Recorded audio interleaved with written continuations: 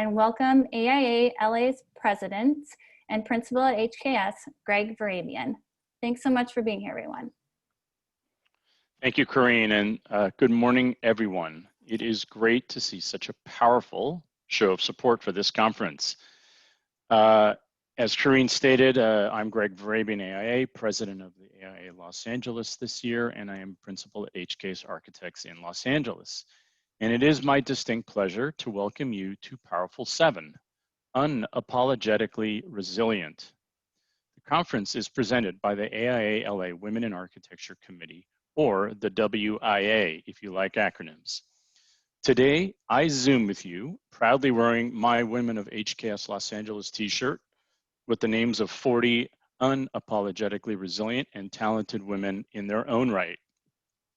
So a little background on this event. This event is the longest running of our current conferences. And its overall goal, propelling greater equity for women in the profession, initiated so much interest and energy that in year one, 2 Powerfuls were held. If you attended or spoke or participated in any way in Powerful 1 or Powerful 2, raise your hand. And I don't mean your virtual hand, your physical hand. Let's see each other.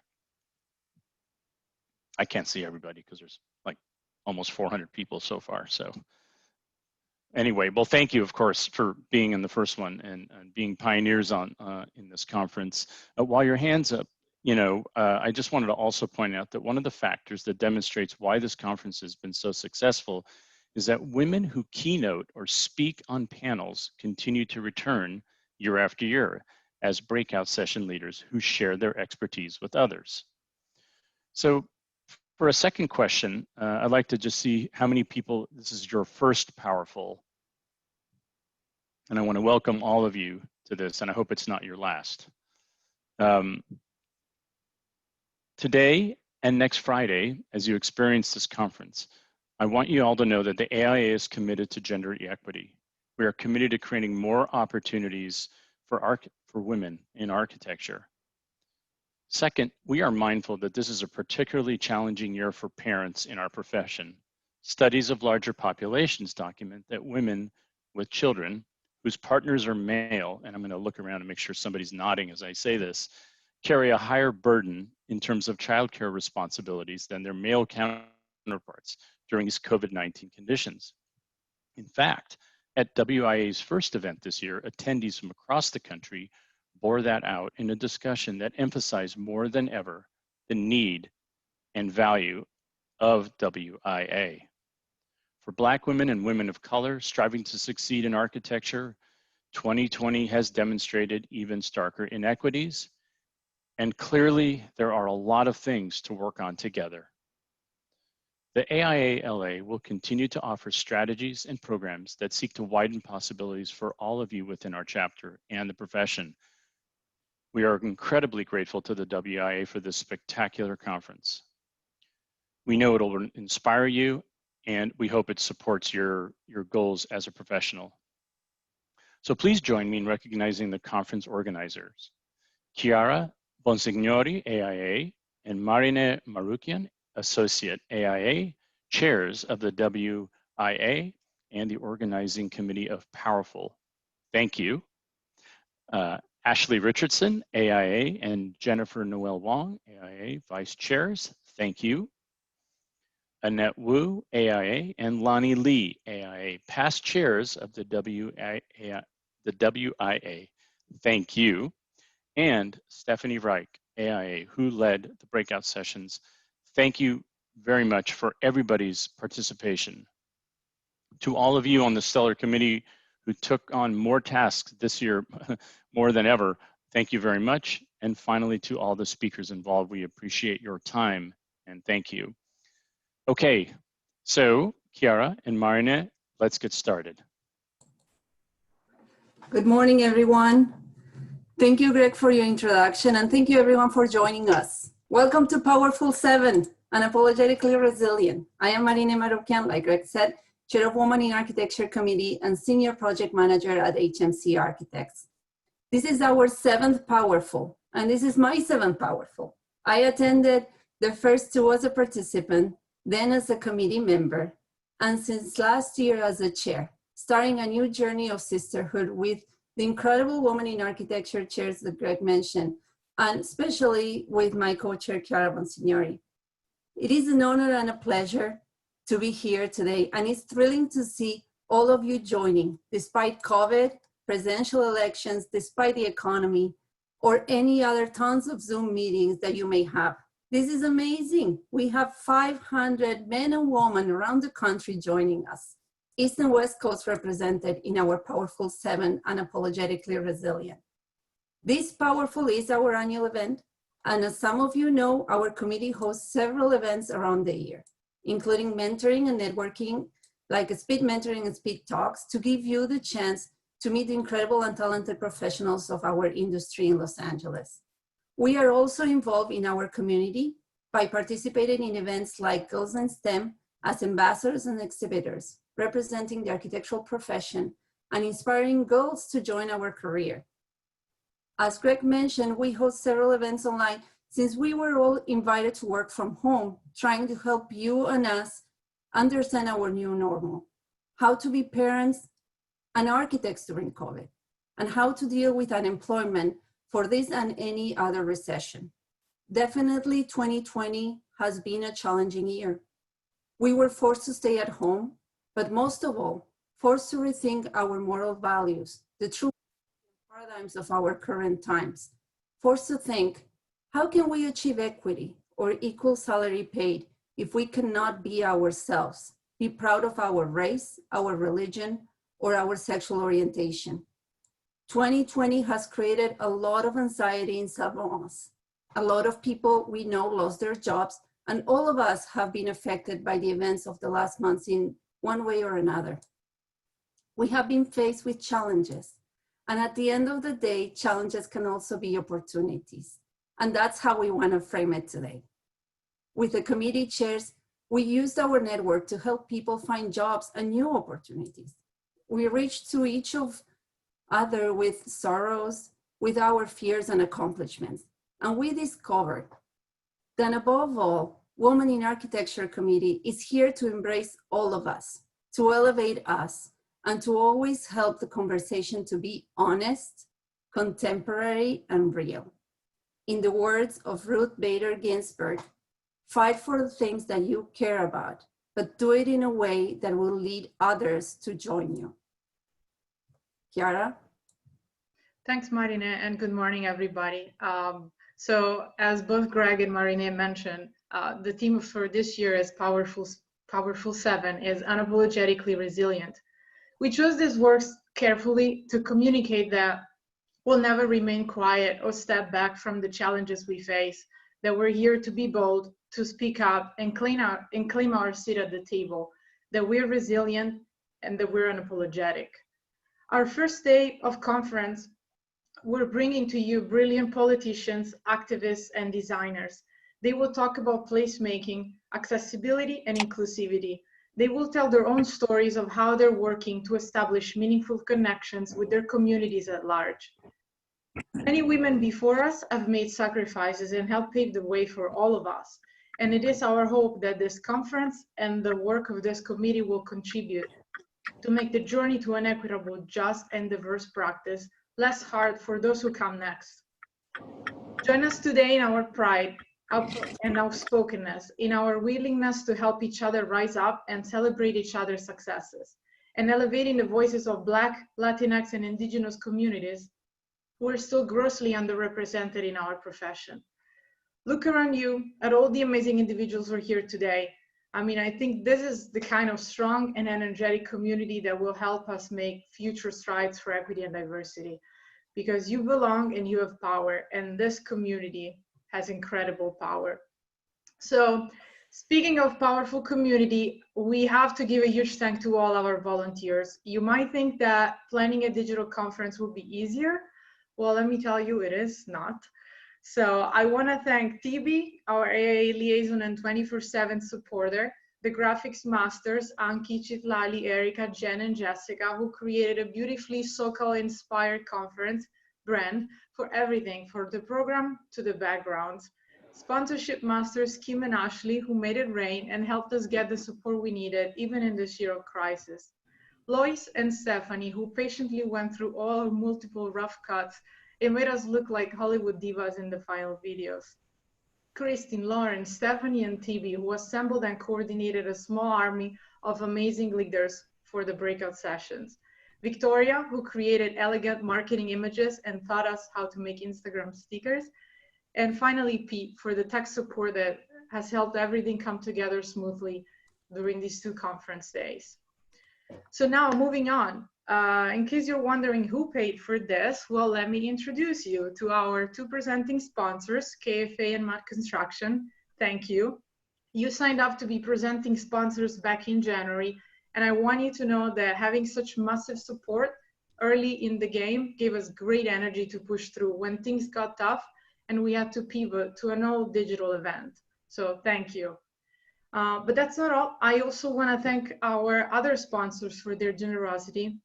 I want to see, I know you're here somewhere, so hi.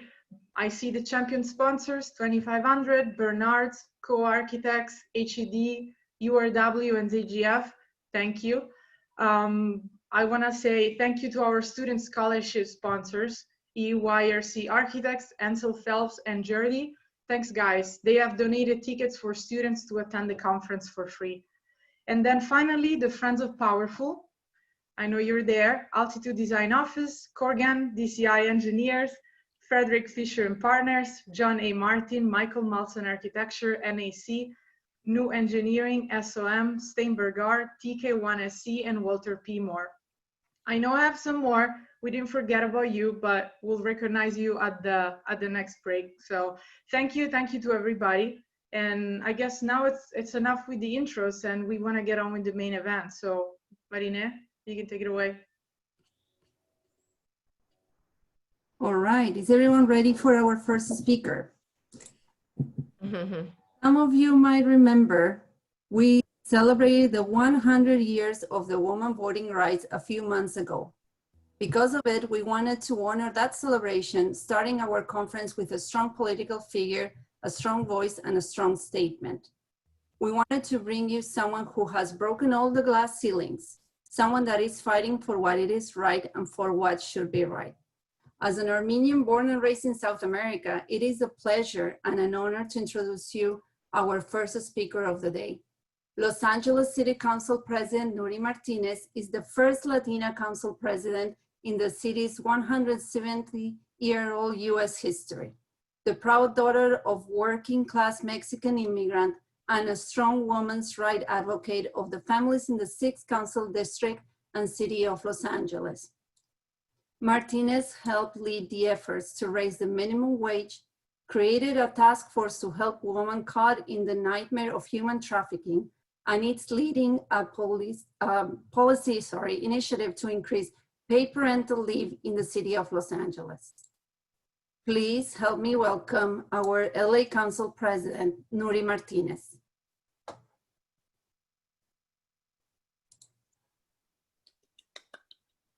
Nury, I saw you around there, but I don't know if you have your speaker. Can you hear me? Now we can hear you. Thank you. Okay, great. Thank you so much for Welcome. the introduction. I just want to make sure, give me a thumbs up if you can hear me. Yes? Okay, great. Thank you very much for the kind introduction. It's great to be here this morning. I wear many hats, but most importantly, I'm a mom. So this virtual learning that we're all having to go through as parents has been very challenging. So I apologize if I need to cut my speech short, but I need to go back to being a classroom parent, a teacher, a cafeteria worker, and sometimes even a janitor. And that's kind of everything we have to do as parents and as working moms. So I appreciate you inviting me to be here this morning. And thank you so much to the Women in Architecture for leading the way and invigorating other women to want to get involved and stay involved and advocate for your profession so that other little girls can emulate that and one day grow up to be architects just like you. I think women nowadays not only have to present themselves in a way where we are modeling for our children and other little girls, but we also need to ensure that we're creating a pipeline for our profession so that other little girls can want to grow up one day and become anything they want to. I think for me, my story begins with my parents. You know, I am a daughter of immigrants. Both of my parents are from Mexico, from the state of Zacatecas. I grew up in the same little town. My mother actually is, I often talk about her as being my biggest hero. I think my mother at a very early age recognized that her opportunities in Mexico were very limited. She's one of 10 children and the youngest. And I think early on, she decided she did not want to follow in my aunt's footsteps or even my grandmother. And my mother decided to marry late in life and decided to come to the States to explore other opportunities. And as a result, my father followed her. So my parents, I think, growing up, I was never really, never really thought about how important it was for my mother to have sought other opportunities in this country. But more importantly, my mother also could have been an engineer, an architect, an attorney. She's one of the most smartest women I've ever met in my life. Unfortunately, back in her country, she did not have the same opportunities that women have in this country, and that's why she left. And my father followed her. And so I just often think about what could have been my mom's life had she married younger in life and had she stayed in Mexico. And I think the opportunities that this country sought for her were amazing. And so she was very grateful to be here. My mother came to this country. My father followed her, and they married later in life in their 30s, and they had me in their late 30s, and my sister almost when my mother was almost 39, 40 years old, which is not very common for my mother's generation. But my mother started working here as a seamstress. It was very, she didn't speak a whole lot of English, and she came here and started as a seamstress. And my father was a dishwasher for almost 30 years. I often talk about my father being the first feminist that I've ever met. My father never drove in his life and chose to take public transportation from our home to the restaurant where he worked 6 days a week. So my father would wake up at 4 in the morning. It would be at the bus stop by 5:30 in the morning, and he wouldn't come home till 7 o'clock at night. And my mother was a seamstress for many years until we had an opportunity to purchase a home in Pacoima. And we moved from North Hollywood. My parents had a one bedroom apartment in North Hollywood in the San Fernando Valley, which is a suburb of Los Angeles. And they had an opportunity when I was in kindergarten to purchase their first home in Pacoima. And that was all due to my mom. My mother just sought the American dream, and she wanted to be a homeowner so bad that she made a lot of sacrifices and finally figured out how to purchase a home for us. And we moved to Pacoima. After many years of trying, she finally was able to get a factory job right across the street from where I grew up. And the factory was called Price Pfister. And Price Pfister almost employed 2,000 people. And now I hear this outcry about wanting to pay people $15 an hour. Back when I was growing up in the 70s and 80s, we used to actually make things in this country like cars and other manufacturing jobs that we had in this country. Well, we used to actually pay people $15, $16, $17 an hour. We used to provide health insurance for them and a retirement plan. So my mother wanted to work at this factory so bad that she finally was able to get a factory job across the street from where we grew up. And Price Pfister was able to provide my mom a $15 an hour job. She was able to provide, my mother was able to provide healthcare insurance for my sister and myself and my dad. It was the first time I ever saw a doctor, was when I was in junior high, because my mother actually had health insurance for the entire family. And it was because of her tenacity and her perseverance that really sort of emulated in my sister and I to want to advocate for women and make sure that we were the providers as well for our family. There was never any shame. And my mother being probably the breadwinner and the reason we had health insurance, and my father was very comfortable with my mom being that much of a powerhouse and always supported her. And that's how I grew up. You know, my parents were one of the most influential people in my career. I remember when I came home from school one day, I found my mother crying in her bedroom, and I thought somebody had passed away. And I said to her, "What happened? Did something happen? Did someone die?" And she said, "No, what's happening is that the factory just announced that they're going to be laying off folks and that they were going to be moving to Mexico." And when I was in high school, it was right around the time that NAFTA was signed, and a lot of American companies were leaving to other countries. And I remember my mother's devastation. I think for us, the fact that my mother got this job didn't only provide a sense of security, but it also provided so much more than that. My mother was supposed to retire from this company, and she was supposed to be able to retire at maybe 55, 60 years old. And my mother was still pretty young when the layoff started to happen. So my mother quickly decided that she wasn't going to cry anymore. And what she was going to do is she was going to go talk to the other women in the factory. And she was going to call her union, her Teamsters union. And she was going to figure out how to convince this company to stay in Pacoima. But one of the things my mother asked me, she said, you know what? Since we don't vote, I don't know who our elected officials are. Can you research for me by calling and finding out who the mayor of the city of Los Angeles is? Because I think we need a meeting with this person, and we need to be able to advocate for our jobs. And I looked at her and I said, you know, I don't know, I know who that is, but I don't know them personally, but why don't we start organizing? My mother held demonstrations outside of the factory. We would walk and march after school, after work, on the weekends. There'd be meetings in my living room with my mom leading the charge of making the case to save her job. 2,000 people worked there, and a lot of families depended on these factory. And a lot of kids that I grew up with, a lot of their parents, both of their parents worked at this factory. So it was upon all of us in the community of Pacoima to ensure that this company stayed there. Long story short, the company eventually, over the course of about 7 or 8 years, eventually started to phase out. And most of, not all, the entire 2,000 workforce was laid off. But I think it's when I began to really hone in on politics. I always was interested in politics. And as a little girl, people would ask me, and they would ask, like they ask a bunch of us, what do you want to do when you grow up? And I would often say, I want to be the governor of the state of California. And so many people would laugh and they would say, wow, do you even know what that is? And I would say, yes, I know what that is. I know what the governor does. I've never met the governor, but I sure want to be the first female governor of the state of California.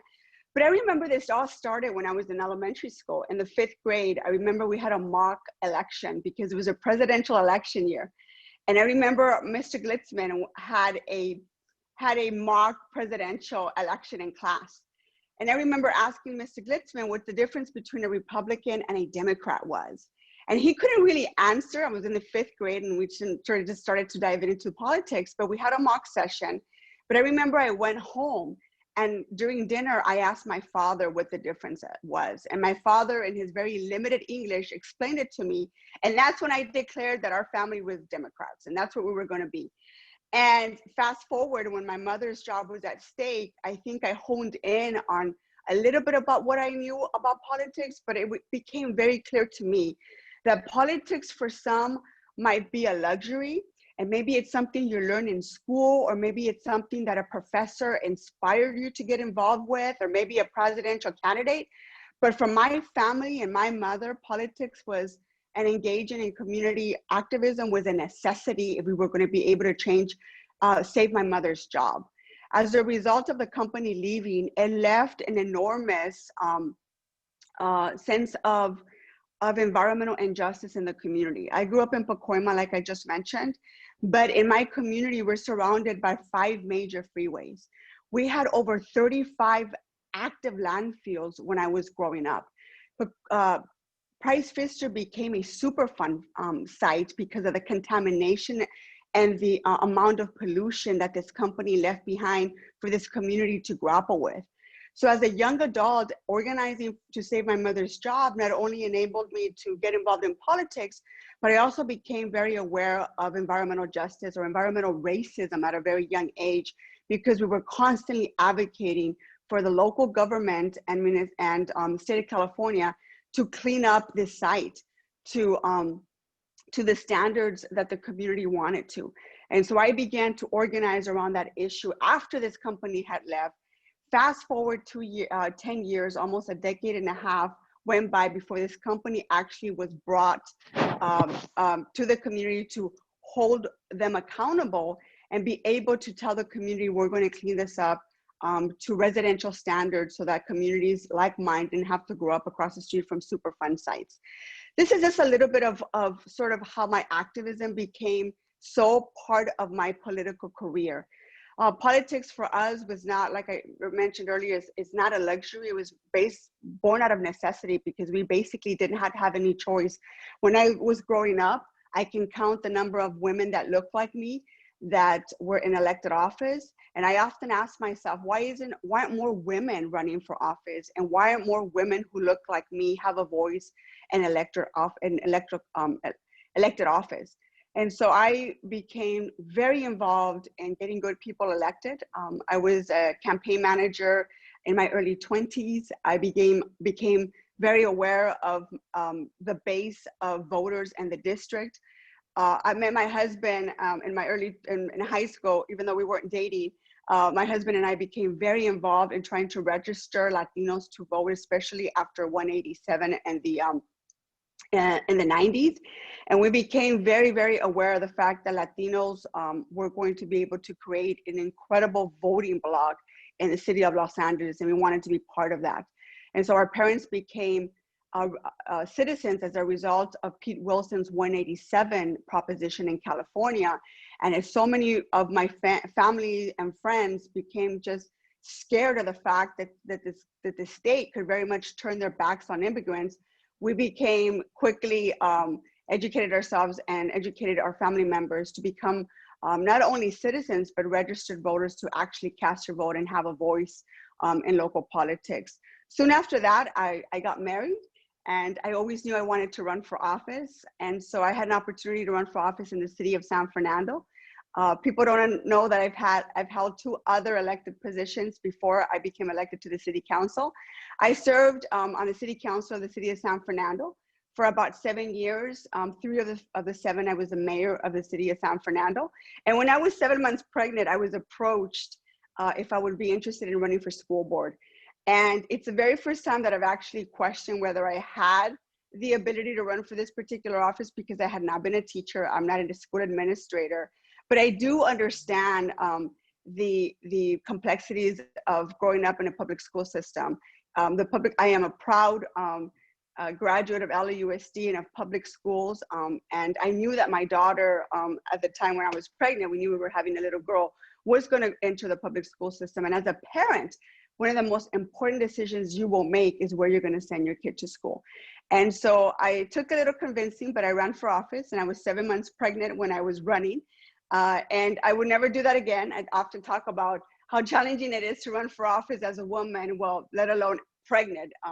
So I had my baby girl, Isabel, 3 weeks before I got elected to the school board.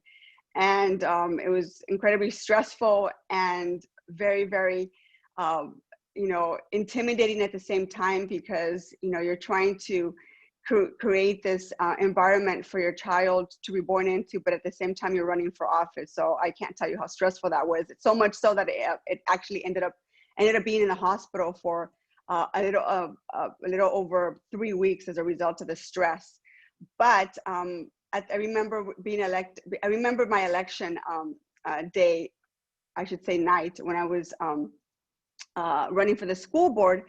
And I had gone to my election night party, and my daughter, I left her at home with my husband, and I was nursing. And I remember I started to feel the onsets of postpartum depression. And we often don't talk about this as women. We often hide it, and there's so much shame around it, because all you want to do when your baby is born is to bond with your baby as soon as possible. I had a very difficult time nursing. Not only that, I didn't know whether I had won. I think I left my election night party that evening wondering if I had even won. I remember talking to the Daily News. They had already projected that I had lost. I went home to nurse my baby because that's all I wanted to do.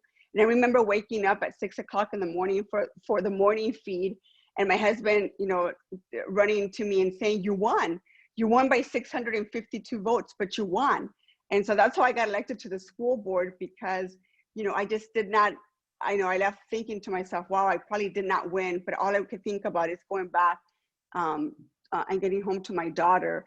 And so, I was there for about 4 years, which is an entire term on the LAUSD school board. I served during the most difficult times of the school board when the Great Depression was upon us in 2010. And we had to make severe cuts and layoffs to so much of our faculty and employees at LAUSD, all things that eventually end up hurting children, and especially children that are, that are growing up in communities that have been disenfranchised and communities of color. And so it was a very difficult time, but we got through it. And after I was completed with my first term, I was looking around and I saw that my predecessor, now Congressmember Tony Cárdenas, had just announced that he was running for Congress.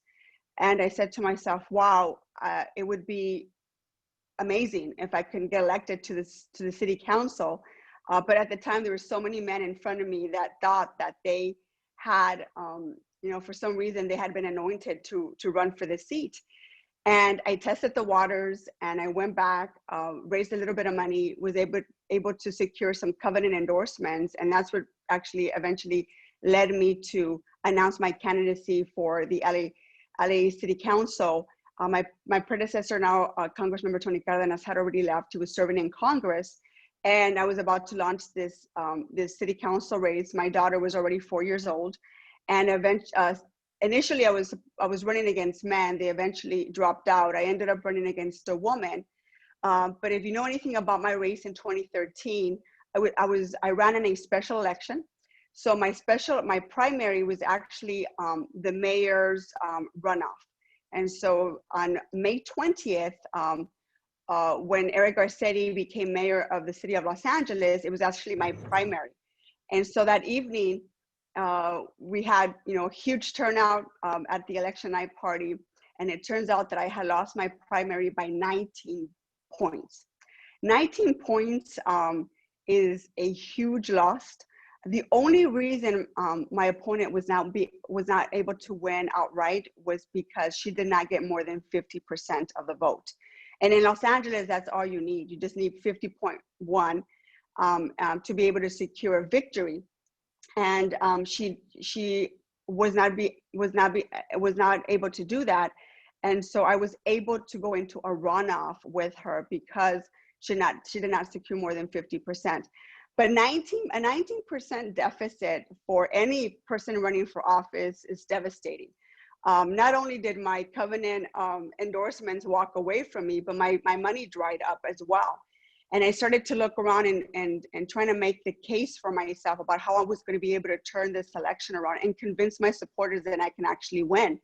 And I remember it was during Memorial Day weekend, and I had been crying for 3 days straight. I don't think I got out of bed. I felt horrible for the fact that I had disappointed so many of my family and so many of my friends who had poured so much into my race, and I could not explain why I was down 19 points.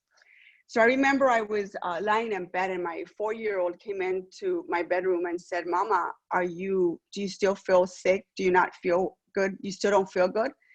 And I said, "No, baby girl, I don't feel good. I still feel sick." And she said, "Mama, all you have to do, why don't we go to the mall? And all we have to do is buy a new pair of sneakers." And we try a new pair of sneakers and we get up and we try again. And of course, it just made me cry because, my 4-year-old daughter thought that running for office was running a race, was running a marathon. And so to my 4-year-old daughter, what she thought was, in her innocent mind, she thought, wow, if I can just get my mom out of bed and to the mall and we can buy a new pair of sneakers, we can get back in the race, get up and try again. And she was absolutely right. I needed to get up and try again.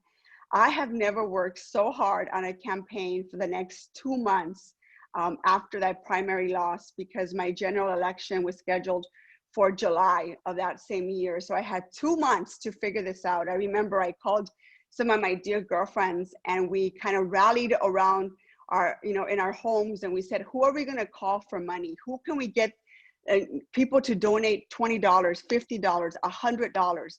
Since everybody else had walked away, we had to sort of reinvent the wheel and figure out who still believes in this campaign and who still believes in the change that needs to happen in this district. And at the same time, it just hit me that whoever won this campaign, whether it was her or myself, we were about to become the only women on the city council. Because after I won in July, I was able to come back from a 19-point deficit and beat her by 10 points, which has never been done in the history of the city of Los Angeles, but I did it by walking precincts every single day. And if you're familiar with the San Fernando Valley, it gets really hot here.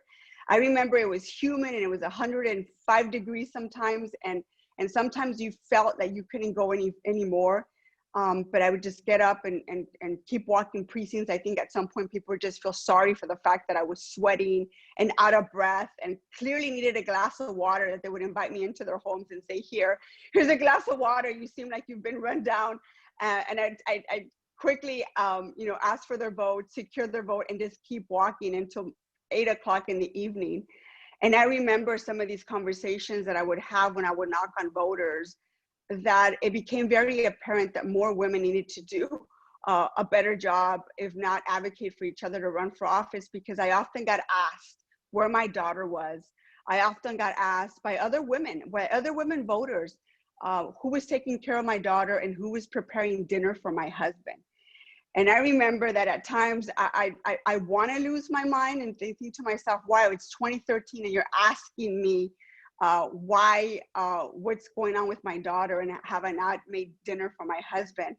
And I would often joke and say, you know what, I left spaghetti dinner ready before I left the house. So there's dinner there already for my husband and my daughter. All they need to do is work the microwave and pop it in the microwave and heat it up really quickly, and then dinner's ready. So I made sure all that stuff was taken care of before I even left the house. Sometimes I found myself having to explain that much detail about how I was taking care of my family, because there was so much judgment about me running for office as a single mom, as a mom, let alone as a woman who wanted to make such a difference in her community, that I needed to make sure that I advocated not only for my family, but I was ensuring other women voters that my daughter and my husband were being taken care of. Lo and behold, I was able to secure a victory in July, and that's how I became the only woman on the city council for 4 years. We were able to, for the last 4 years, unfortunately, and it's a shame, to say that, for 4 years, I was the only woman representing, local government. I was the only woman on the city council. And if you count the mayor and the city attorney and the city controller, who are all men, I was the only woman, representing women at the local level. One of the things that I have been so incredibly grateful for has been the fact that I've had such an amazing support system, not only with my family and my girlfriends, but also my staff and my constituents who have poured their heart and soul into making sure that this district is represented. And I also wanted to just advocate the fact that I think my battery is running a little low, so I don't want to. Okay, there we are. Are we back? Okay, one of the things I did want to talk about is my work on the city council. Before I got elected, there were at least 4 women that I can remember that were on the city council. But when I was on the city council, one of the things that was clear to me is that we needed to do something to advocate for women and young women in particular. I have one of the highest prostitution tracts in the entire city here in my district. And one of the things I wanted to devote my time to is addressing this issue of human trafficking. Before I got there, no one was talking about this dirty little secret in our country where predominantly men feel it's completely normal to go into a community and buy a 12 or 13-year-old girl for sex. And when I started to, become aware, I grew up in this area my entire life. And so I always knew we had this prostitution issue in the district. What I was never aware of, and I guess I was completely shocked when I found out the age of these young women. I was able to start walking some of these corridors, and I would encounter these women some of these young girls who were young as 12 and 13 years old. And the mentality around the fact that we had this problem in our district was simply to arrest the girls and to lock them up either at juvenile hall or send them back to their foster care home and just forget about the young women and helping them restore their life. And so one of the things that I worked really hard at is making sure that we changed the way we dealt with the women. These women were not criminal. These young women were young girls.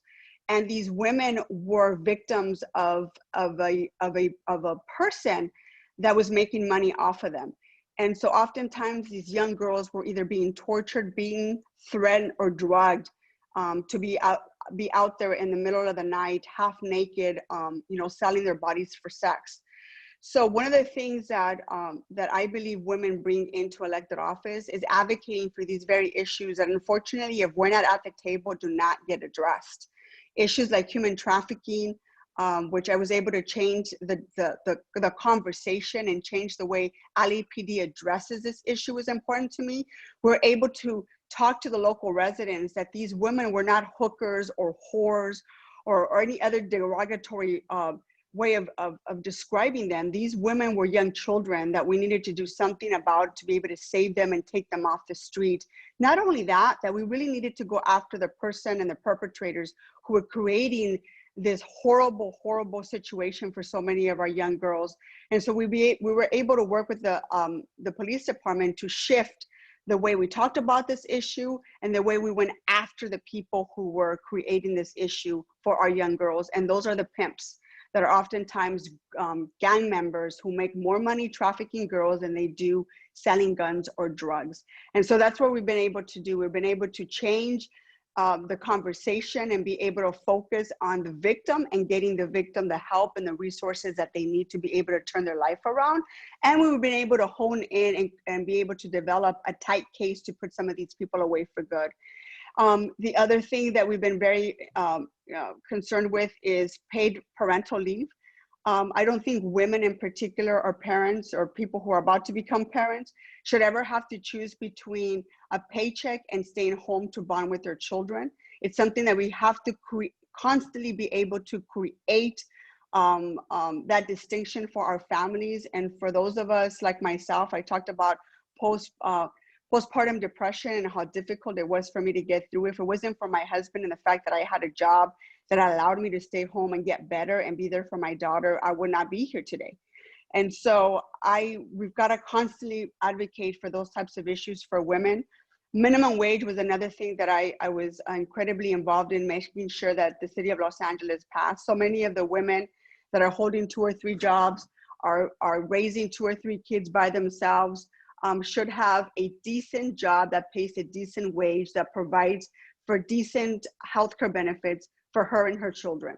And so I've been very concerned about the number of women in our city that are not getting, or we're not advocating for, to make sure that they're being paid a fair wage, particularly housekeepers in the hotel industry, the janitors in our hotel industry, making sure we're advocating for them, making sure that they have the wherewithal to ensure that they're advocating for their families as well.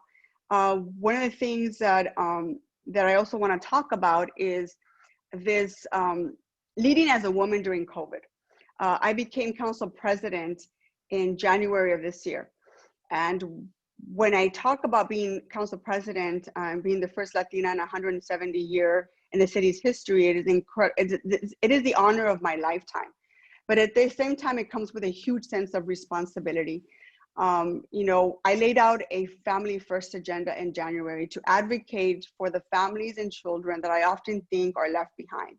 Everyone who's doing everything right, holding down jobs, holding down 2 or 3 jobs, raising their kids, waking up early, going to work, coming home, changing clothes, and then going back to their second job. What are we doing for those families to ensure that they still have a good paying job to begin with? And what are we doing to ensure that these families are staying housed? That a lot of these families are one emergency away from becoming homeless, but they're doing everything right. They're sending their kids to school. They're doing their best job that they can as parents, but yet it's not enough because their job is not paying them enough to be able to secure a home or be able to secure rent every month.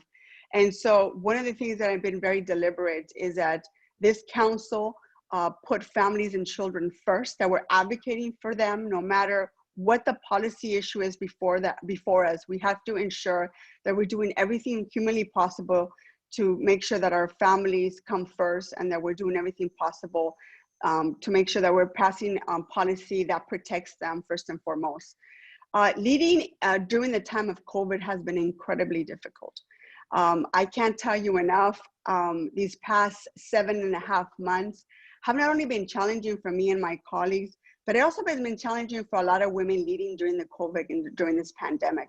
I have never in my career have been questioned so much by men in my entire political career. To the amount of pressure that is being put on so many of us to ensure that we're enacting good and responsible policies. But at the same time is, how do you lead as a woman, and how do you lead as a woman of color? You have often will hear people that will applaud for the fact that you're leading, and that the fact that you're a woman, and the fact that you're leading as a woman of color.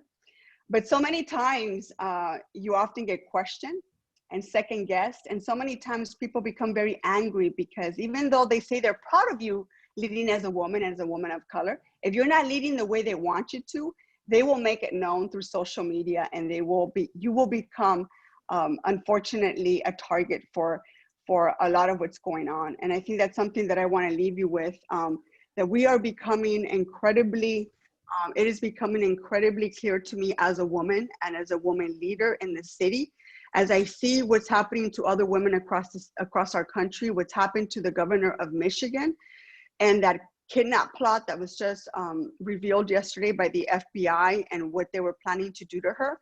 What's happened to the judge in New Jersey, where a deranged man went to her home and shot and killed her son and shot her husband.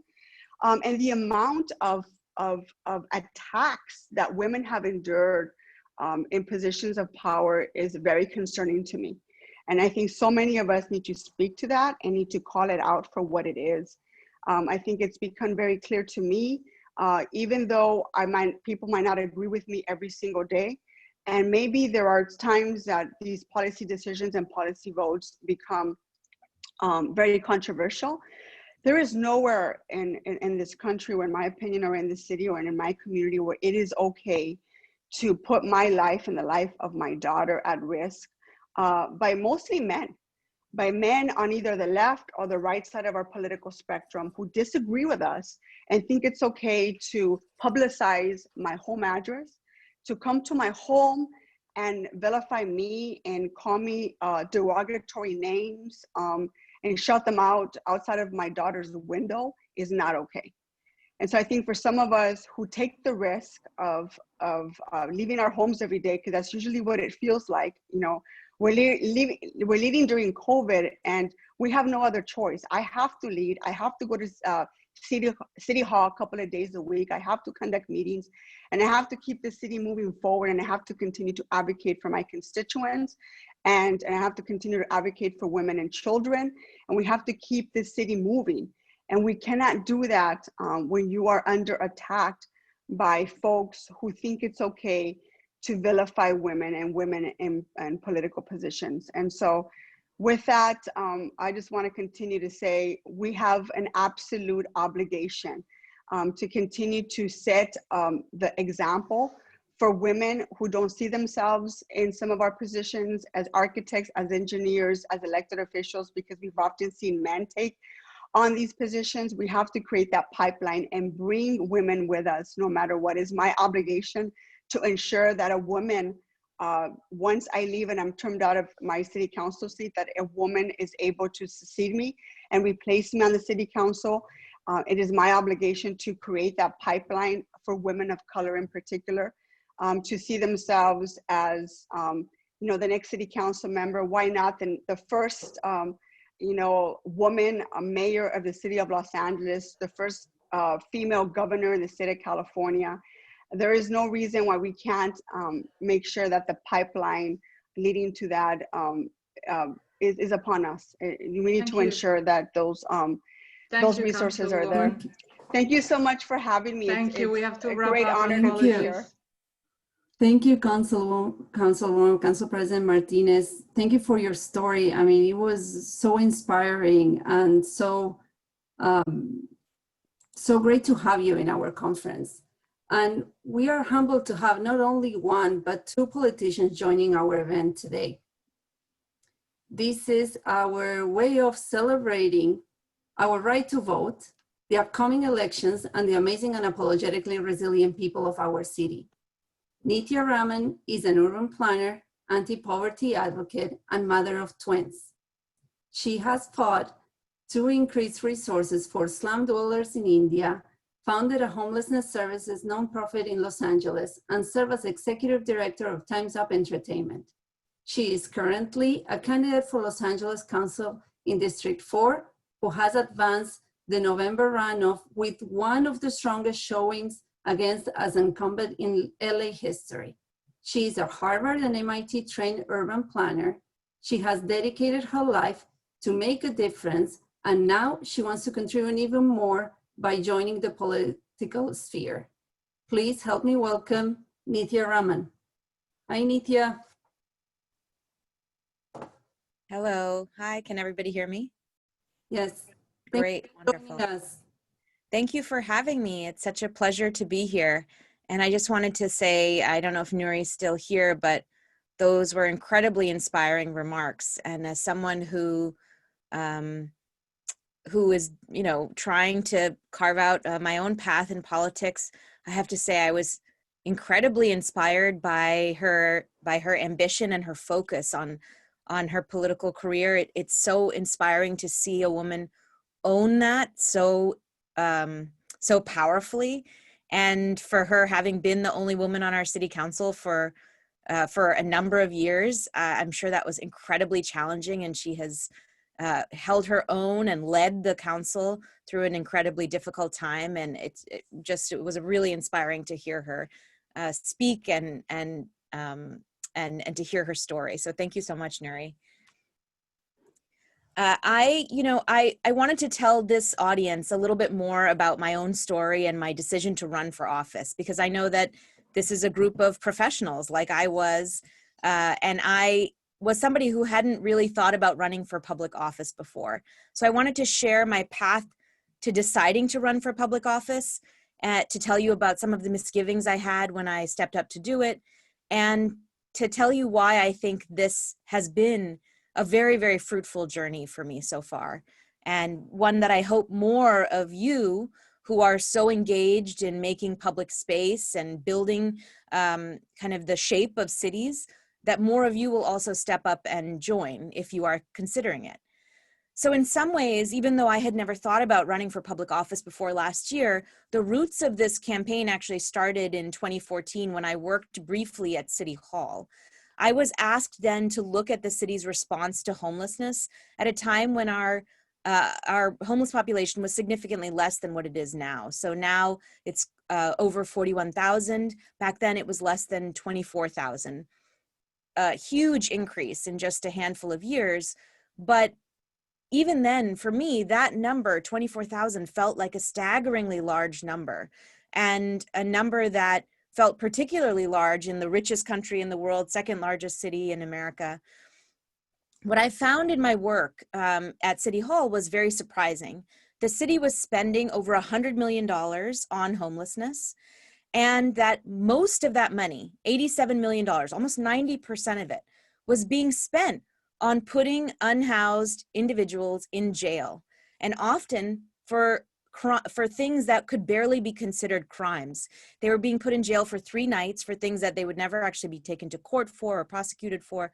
It was for things like sitting and sleeping on the street.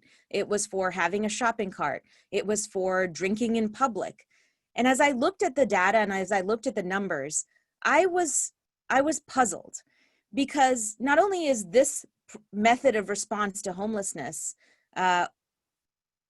inhumane, cruel, it is also ineffective at addressing homelessness. In fact, putting somebody in jail, even for just 3 nights, can be something that actually limits their ability to get back into housing. If you are put in jail, you can lose your ID card, you can lose your paperwork, you lose all of your property. If you are in touch with a case manager to talk to them about navigating what is currently a very labyrinthine process of going from the streets into a home, getting put in jail means you lose touch with that case manager. You can miss appointments, crucial appointments that take you along that path. So anytime a person who is experiencing homelessness spends time in jail, it actually almost guarantees that they will be homeless for longer than they would have been had they not gone to jail. So I was very puzzled at the city's response to this. Why was it the primary investment from the city in response to homelessness? And as I talked to different people in city departments, and I talked to both city departments and to the offices of elected officials, I realized that in many ways, this response was a matter of convenience. It was by design. And the reason was because city officials wanted to have a quick and effective way of responding to complaints that they would receive from constituents about homeless encampments near their homes. So people would call in and say, oh, there's an encampment. And instead of saying, as a city, we are going to work to ensure that that individual gets into housing, many people in the city wanted to be able to respond the quickest way possible, which was to send LAPD out, arrest an individual, and throw out their things. To me, this response was particularly jarring for two reasons. One, because thanks to a history of racist urban planning policies, not just in LA, but in cities across America, our unhoused population here in Los Angeles is one that is primarily people of color, one in which Black Angelenos are significantly overrepresented. And so it was to this population that we as a city decided to prioritize policing and criminalization as a response. And so I found this response very jarring. Secondly, it was particularly jarring because in many ways, it was in sharp contrast to what I heard in the language coming out of City Hall, which was very progressive, in line with the very progressive values that I think most Angelenos hold. I heard words like compassion, I heard words like care, I heard words like housing first, and yet in reality, the experiences of most people experiencing homelessness was very different from the rhetoric and the words that I heard coming out of City Hall. I was really disillusioned by what I saw, this gap that I saw, and I left the city. I was also pregnant with twins, and that was one of the reasons I left. But I also left because I was disillusioned by what I saw there. And I thought maybe in my own neighborhood, I could do something different. I could build a different kind of response. And the reason I thought I could do this kind of work in my own neighborhood was because it was very much in line with the work that I had done in my career. So as I mentioned, I'm an urban planner. I have a master's from MIT, and I had spent most of my career working on urban poverty related issues. And the first part of my career was spent in India, where I worked with people who lived in slums and informal settlements there, who were fighting for things like running water, for toilets, for land rights. And I initially worked alongside them in their movements. And after I got my urban planning degree and skills, I put those skills to work in support of their advocacy. I built maps, I did community-based planning, I interacted with local urban government and made sure that the claims that residents of slums were made in formats and in a language that the city could not ignore, using my urban planning skills. And so it was incredibly inspiring work because I saw what happened in India when people came together and fought for better resources, fought for a better response, a more compassionate response to issues facing urban poverty. And I saw the incredible outcomes that could result. I saw how the city could change its own response. And so in my own neighborhood here in LA, I thought maybe I can do something similar. And so I joined my neighborhood council's homelessness committee. I reached out to other neighborhood councils in the area and talked to members of their homelessness committees. I talked to neighbors and other residents who appeared to be interested in these issues. And we decided to start volunteering locally. And we started by just meeting up at a park, walking around from encampment to encampment in our neighborhood with water bottles and breakfast bars, and getting to know people who were experiencing homelessness in our own neighborhood by name, understanding the stories that had brought them to the streets, but also really getting a very real sense of the barriers they faced as they tried to exit homelessness. And realizing that not just in my neighborhood, which is Silver Lake, but in this whole region of the city that we were serving, which was an area that stretched from Los Feliz all the way down to Cypress Park, just a huge part of the city, that there was almost no resources for people who were experiencing homelessness. Nothing. If you wanted to start your journey off of the street, we had not made it really possible for you. So in this whole area, there was not a single walk-in shelter bed when we started our work. There was not a place where you could go and talk to a case manager and see where you were in the path from encampment to home. If you wanted to get your ID card or get paperwork, none of that was available locally. Even if you wanted to take a shower or even use the bathroom, there was not a place in this region where you were really welcome to use the bathroom. People went to the Starbucks, people went to the local libraries, but they were not welcome there. And so we asked the city to put those resources in our neighborhood. We got every neighborhood council in the region to write a letter asking for the city to put resources for people experiencing homelessness in our neighborhood. We, as a group of volunteers, and we founded as a nonprofit finally, and we put together a report that identified a bunch of locations where you could put those resources. We found nonprofit partners who could staff those locations. We put together a budget, and we went to the city and said, let's do this. And we really did not get a response. So finally, we decided to do it ourselves. And so we found a partner in a local church. We found a shower truck that would come every week to that church, and now that program has expanded to multiple churches. We raised money for that shower truck. We raised money for a hot meal to be served. We raised money to pay for a case manager to come and sit at the church every single week.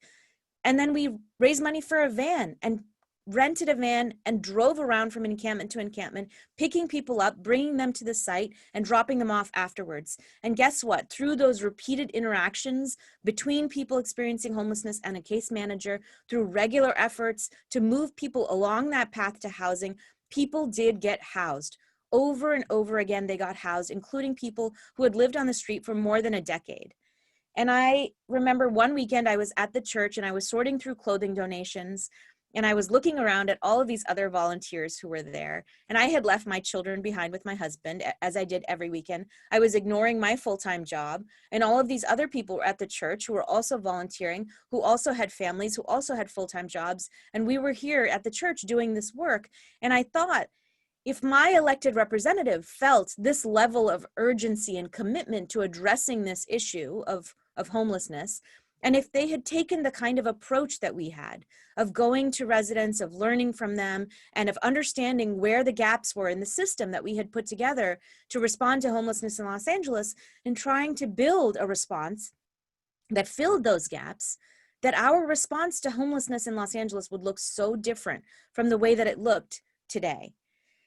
And that was really the first moment, that was last year, and that was really the first moment that I thought about running for this seat. But I have to confess to this group that I faced a lot of reluctance in my own mind. You know, I'm trained as an urban planner. I've worked in the nonprofit sector. I never thought I would be a politician. And to be very frank with you, I was very intimidated about stepping up into a public space, about putting myself out there. Growing up, I did not see a lot of women who looked like me in positions of political leadership. So I didn't see myself represented in the voices that I heard shaping my political spaces. And I felt a lot of hesitation about stepping up and taking that kind of political space for myself. I also, you know, I'm from South Asia. I'm from the southern part of India, and I grew up in a family. I was actually born in India, and I moved here as a child with my parents. And I was raised by my grandparents for many years while my parents both worked. And so in many ways, I grew up with a lot of very traditional voices around me who did not see a space for a young woman, and I'm not so young anymore, but for a woman to step up into a position of leadership. My role was of a mother. My role was of a wife. And that was the role that was communicated to me as the most important role for me by many of the people who were, you know, who were integral to my youth and integral to my growing up. And so for me, to step up and to say that I wanted to do this, for me to own my own voice, took for me, I think, a lot of courage, because it was not what was the heritage that was given to me, even though I have very progressive parents and a very progressive extended family. It just, there was a lot of those kind of assumptions about my role that I did inherit from them. But I kept circling back to the same thing in my mind. As an urban planner, as someone who's observed LA politics for many years, I've kept seeing this incredibly sharp contrast between what I saw in our elected officials, in the power that they held and in the power that our city holds to advance a very different vision of LA, to address some of our biggest crises, not just when they become politically salient, but really to use every tool that they have, all of the incredible powers that our city council has and that our city has, because we do have a very powerful city, to address some of our biggest challenges here. So, we have a city that really controls a lot of land use here, and we have one of the biggest housing crises in America. We have clearly a state that is being transformed by climate crisis. And we have a city that controls the port, which is poised to be the largest polluter in the region. We have a city that controls its own publicly owned utility, and that could ask that publicly owned utility to get to 100% renewables with urgency by 2030, which is the UN's deadline. And, I see all of these opportunities here in Los Angeles to use the powers of the city to advance the city towards real goals that I act on and I vote on at the national level, but weren't being acted on or voted on at the local level with the urgency that I felt and with the urgency that I see in the residents around me who are also deeply, deeply concerned about the future of Los Angeles. And I realized that I think it's incredibly important for people to step up and run for office who want to see that vision come to reality, who want to see the city take action on the issues that they are already acting on as volunteers or as professionals. For people who don't want to enter politics because it's part of a long-term political career, but because they want to enter politics as an extension of their own activism, as an extension of the values that they hold and that they act on a day-to-day basis. And I wanted to see those kind of people in office around me. And so I felt like it was an important step for someone like me to step up and to run for this seat at this time. And I think the campaign that we've run, which has been incredibly exciting, is one that has in some ways delivered on that promise. So we have in the city of Los Angeles historically had very little voter participation in municipal elections. Even in my district, I live in District 4, that's where I'm running for office. District 4 is considered to be a high turnout voter district. And even in this district, in a city where each district has over 250,000 residents, in this district, which has over 180,000 registered voters, in the last general election for this seat, 24,000 people voted, which is so low. But in this moment in Los Angeles, there is an incredible opportunity, which is that for the first time, our municipal elections and our federal elections are overlapping. So my primary race happened when everyone was going to the polls to pick their favorite Democratic primary candidate. And my general election race is happening at the same time when everyone is going to be voting on our presidential election on November 3rd. And so we had a moment here in LA, and I think that moment is an incredibly exciting one. For so long, we have had very little voter participation in Los Angeles, and policymaking in LA, I think, could do far more to reflect the very urgent needs of all Angelenos, right? And so we had this moment right now in this campaign to be able to go out to people and to tell them, hey, city council controls so much of what shapes your daily life, so much of the struggles that you are dealing with. Are you dealing with toxic air? Are you dealing with rising rents? Are you dealing with no affordable housing? These are all issues that our council has incredible amounts of control over. And if you care about these issues and if they matter to you, then you have the ability to vote for change in this election. And so that's exactly what we did. So we went from door to door in the primary. And we activated hundreds of volunteers. We activated over 600 volunteers in the primary election who knocked on over 83,000 doors in the primary. And we, at every door, and we knocked on doors in places where there had never been people knocking on doors before. We get a political software as candidates, and that software tells you who is likely to vote. It discourages you from going out to doors because it says these are low propensity precincts, these are low propensity voters.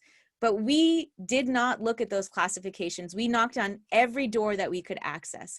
We went into apartment buildings. We went to people and said to them, even if they weren't on our voter registry rolls, we would say to them, there's a race happening. And if you're excited about these issues, then you should care about what happens at the city level as well. And it was an incredibly exciting moment when we advanced to this runoff, because really this does not happen very frequently in Los Angeles. We put together this coalition, and we were able to be one of, I think only 2 campaigns over the last 20 years have actually advanced to the runoff against an incumbent. So we really did prove in many ways that if you went out and told people, if you invited them to participate in the municipal space, if you convinced them that this matters, that they indeed would participate and would participate in droves. And I think for me, as I look ahead to the challenges that Los Angeles is facing, you know, these huge challenges, climate change, trying to get people out of cars and into other modes of transit, our housing and homelessness crisis, and where we're going to have to build resources for people experiencing homelessness, how we're going to build the amount of affordable housing that we need to build, and how we're going to come together as a community to recover from COVID. How will we support people? How will we make decisions about a budget that is becoming even more limited? None of these are easy questions. None of these are easy challenges. They will require us to come together and to fight for a shared vision of the good that will result, because there are going to be so many bumps along the way as we build to that better future for Los Angeles.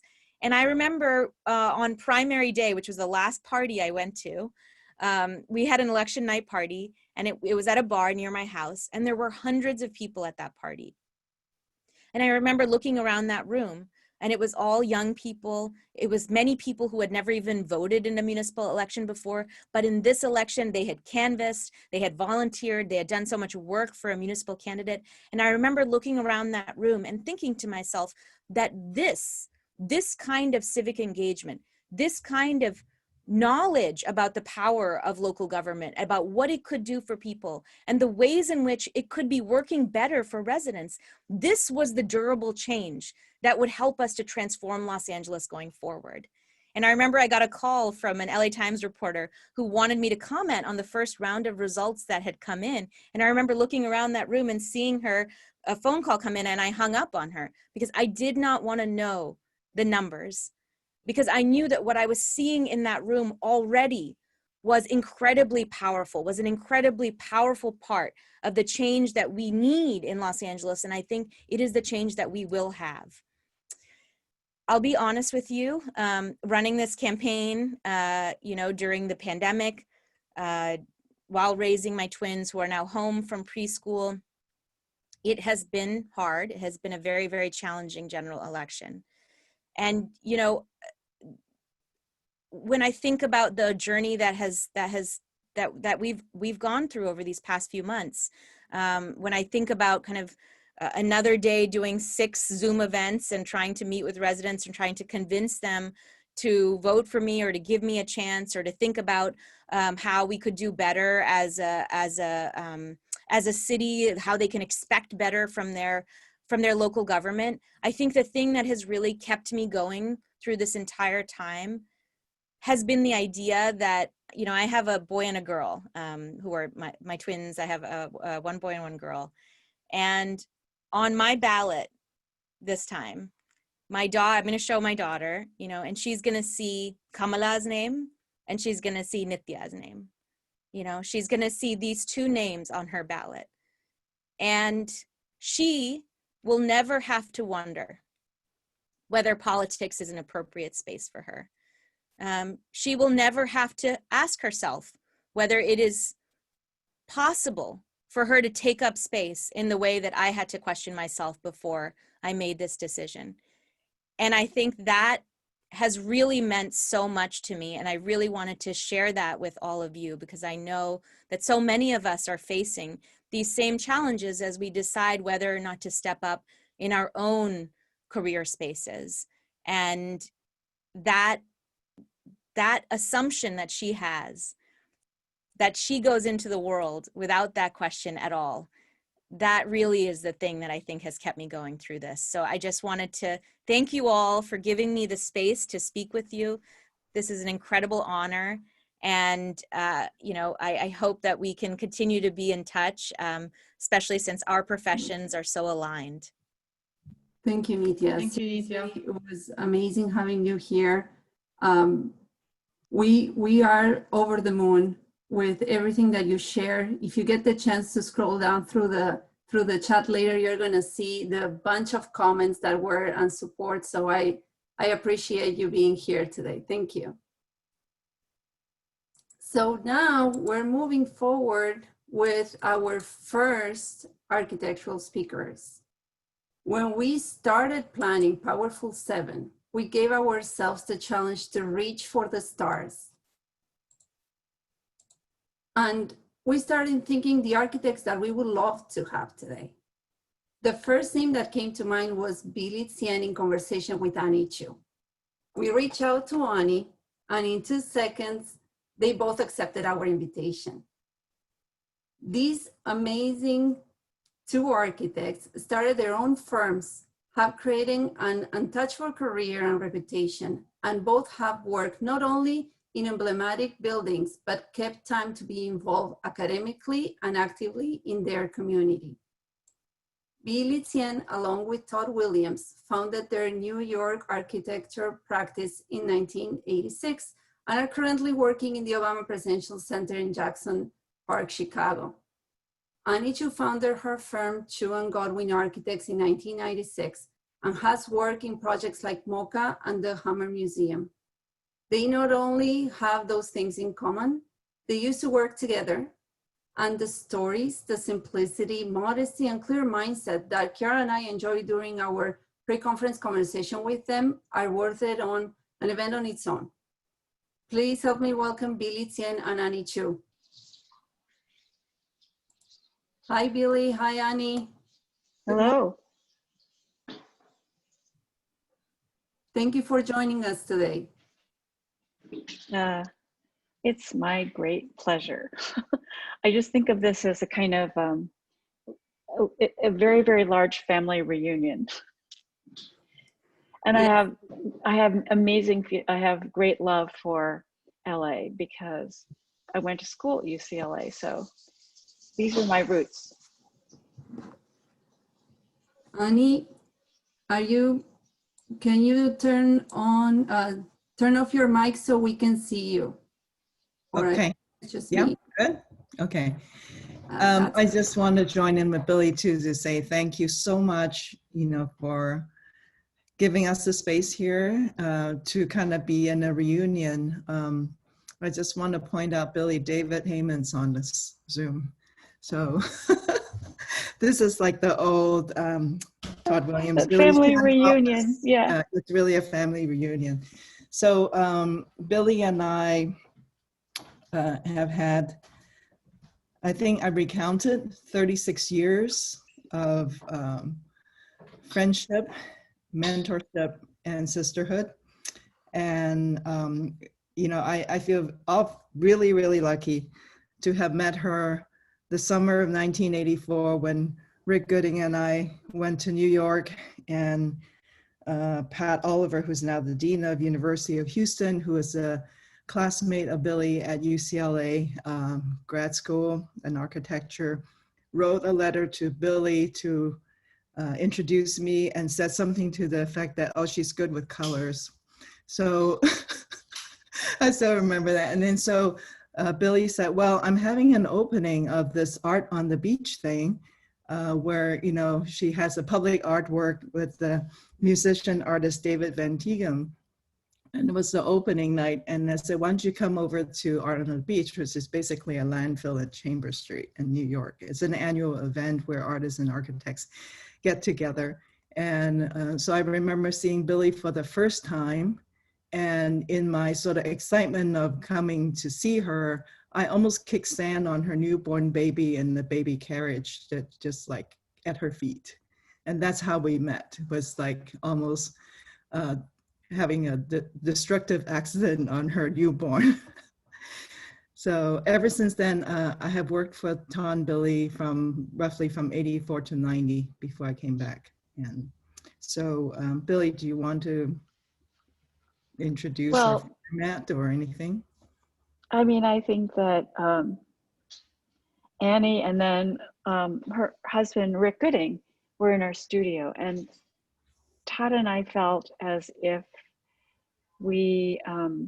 there's a great calm in Annie that seems to be able to overcome anything. So no matter what kind of situation we were in, we turned to Annie, and then this sort of sea of calmness would sort of spread across, and we would feel like, okay, we can do it. So when Rick and Annie decided they were going to go back to California, Todd and I seriously considered whether we should close the office and just follow them to California. As Annie said, there's an incredible friendship and trust that we have that span many, many years. And one of the things we did was in thinking about how we would talk about our relationship and working and the present and who we are and not being apologetic and finding our way through, that we would try to put together 3 images that would speak about the past, the present, and the future. And we wouldn't actually see each other's images, although if I'm totally honest, I did get a sneak peek and she got a sneak peek. But we would show them together and talk about the images we chose and why we chose them and what they say about our feelings about the past, the present, and the future. So I think, yeah.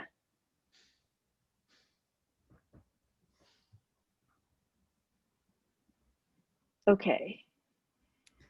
Annie, you go first, and then we'll take turns. Are we talking about each other's image, or it doesn't matter, right? So.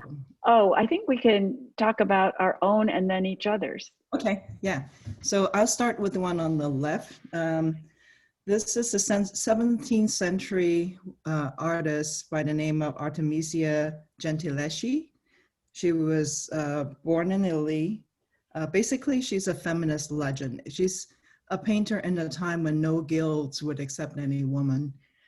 She was raped. There was a very famous trial. She was raped by her tutor, who was the one who her father selected to teach her how to paint. She's basically kind of illiterate. And the trial went on for about 7 months. It was all over Europe. She had her accuser there at the court. They put a torture ring on her finger. She kept insisting her story is true, her story is true. She described in full detail. So there's a 400-year-old document that has the entire archive of that trial. And basically, when she was about 40, George I of England invited her to go to England to paint a painting. So she painted this portrait. This portrait, is a muscular woman using her brush basically as a weapon, because she has painted other paintings where 2 women pinned a man down to basically slaughter him because, of the kind of revenge that she wanted to take on the atrocities that have been launched on women during this time when it's really a men's world.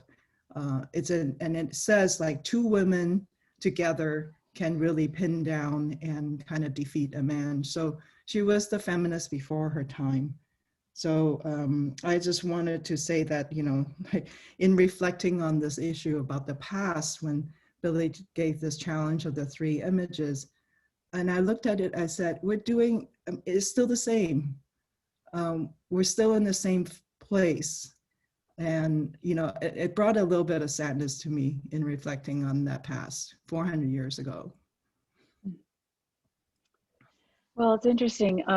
So I immediately went back to a very personal past, and I found this photograph, which seemed to me to really represent how I've always felt, which is that you're both part of something, but you're actually not. That growing up as the only sort of Chinese kid in a suburb, certainly I felt my culture was very, very American, but my my personal sort of psyche, very, very Chinese, because that's how you grow up. And so this sense of being an outsider, I think, is one that was at first painful, but I think in a way, very good training for being a woman in society, like Artemisia, Mm-hmm. a woman in the profession of architecture. So how do you accept that you are both inside and outside?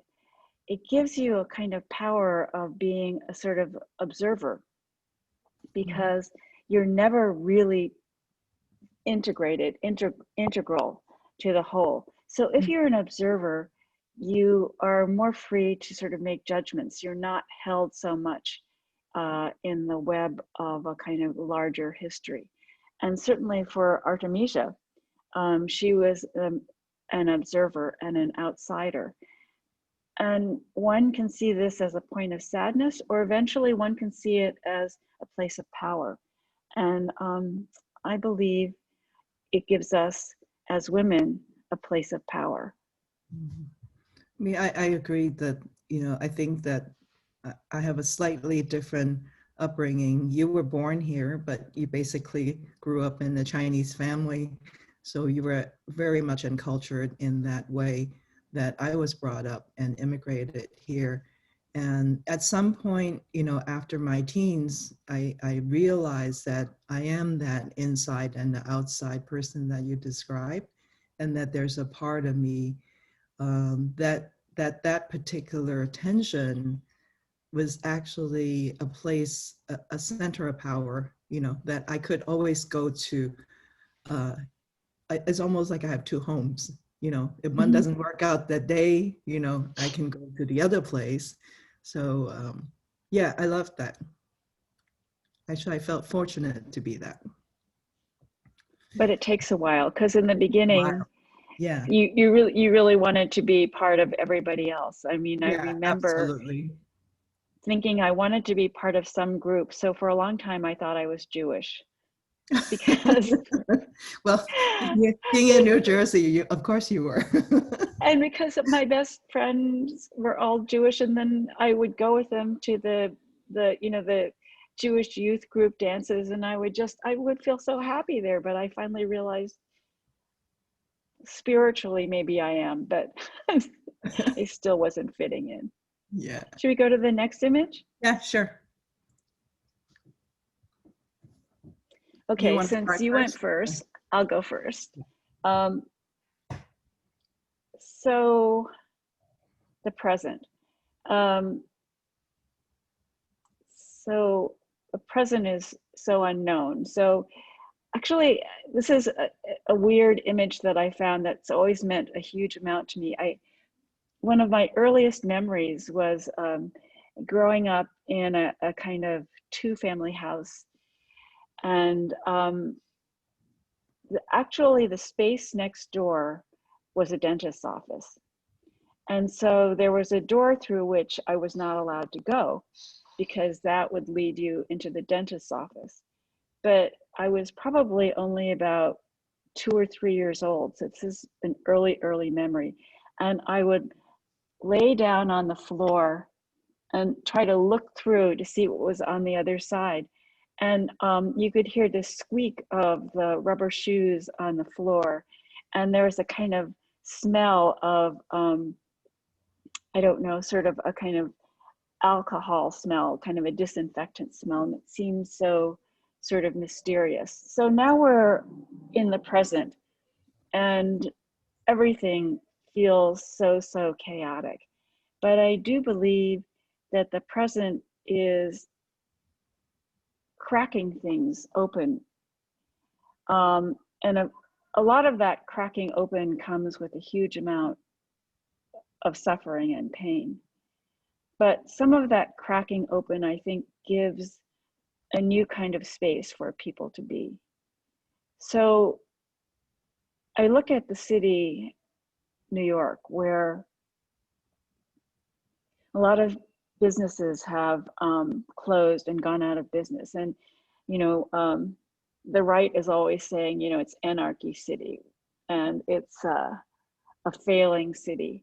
But I see a kind of new spirit that's happening. I mean, certainly you're seeing it in Los Angeles as well, where people are figuring out ways to survive.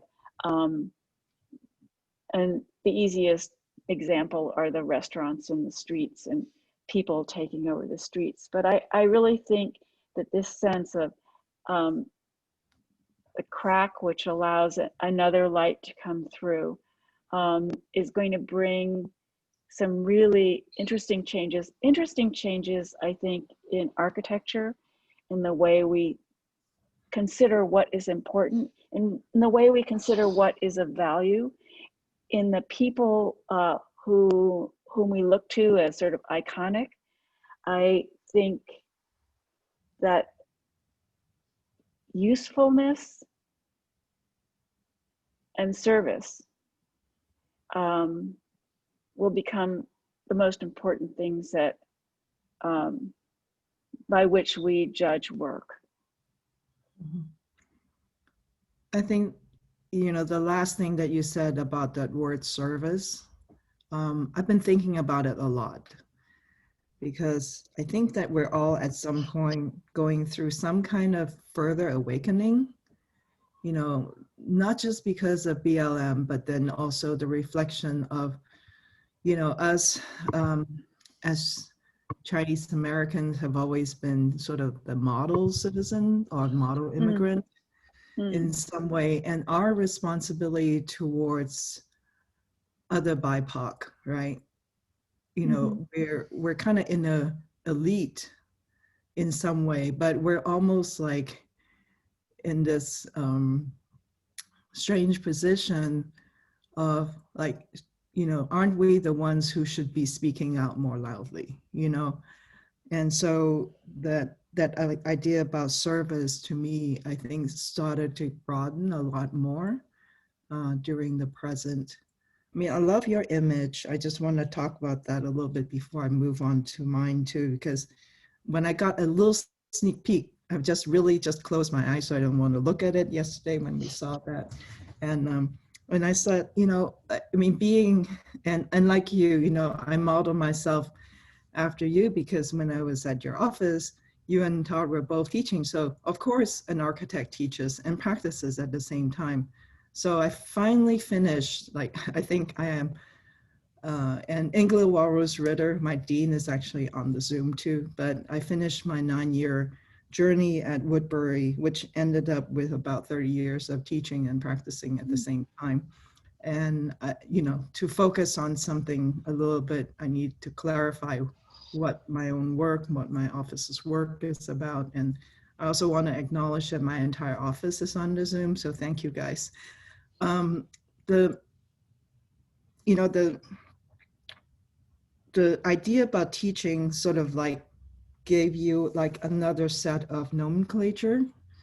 And that this picture reminded me of this thing that is like, you know, it should be a PhD subject matter, which is the idea about threshold. So we as architects, almost entirely every single project is designing some kind of threshold. We're going from one state, one context to another context, physically, mentally, psychologically, like the way that you described your childhood memory of being on the floor, looking through and smelling and hearing and sensing that dentist's office.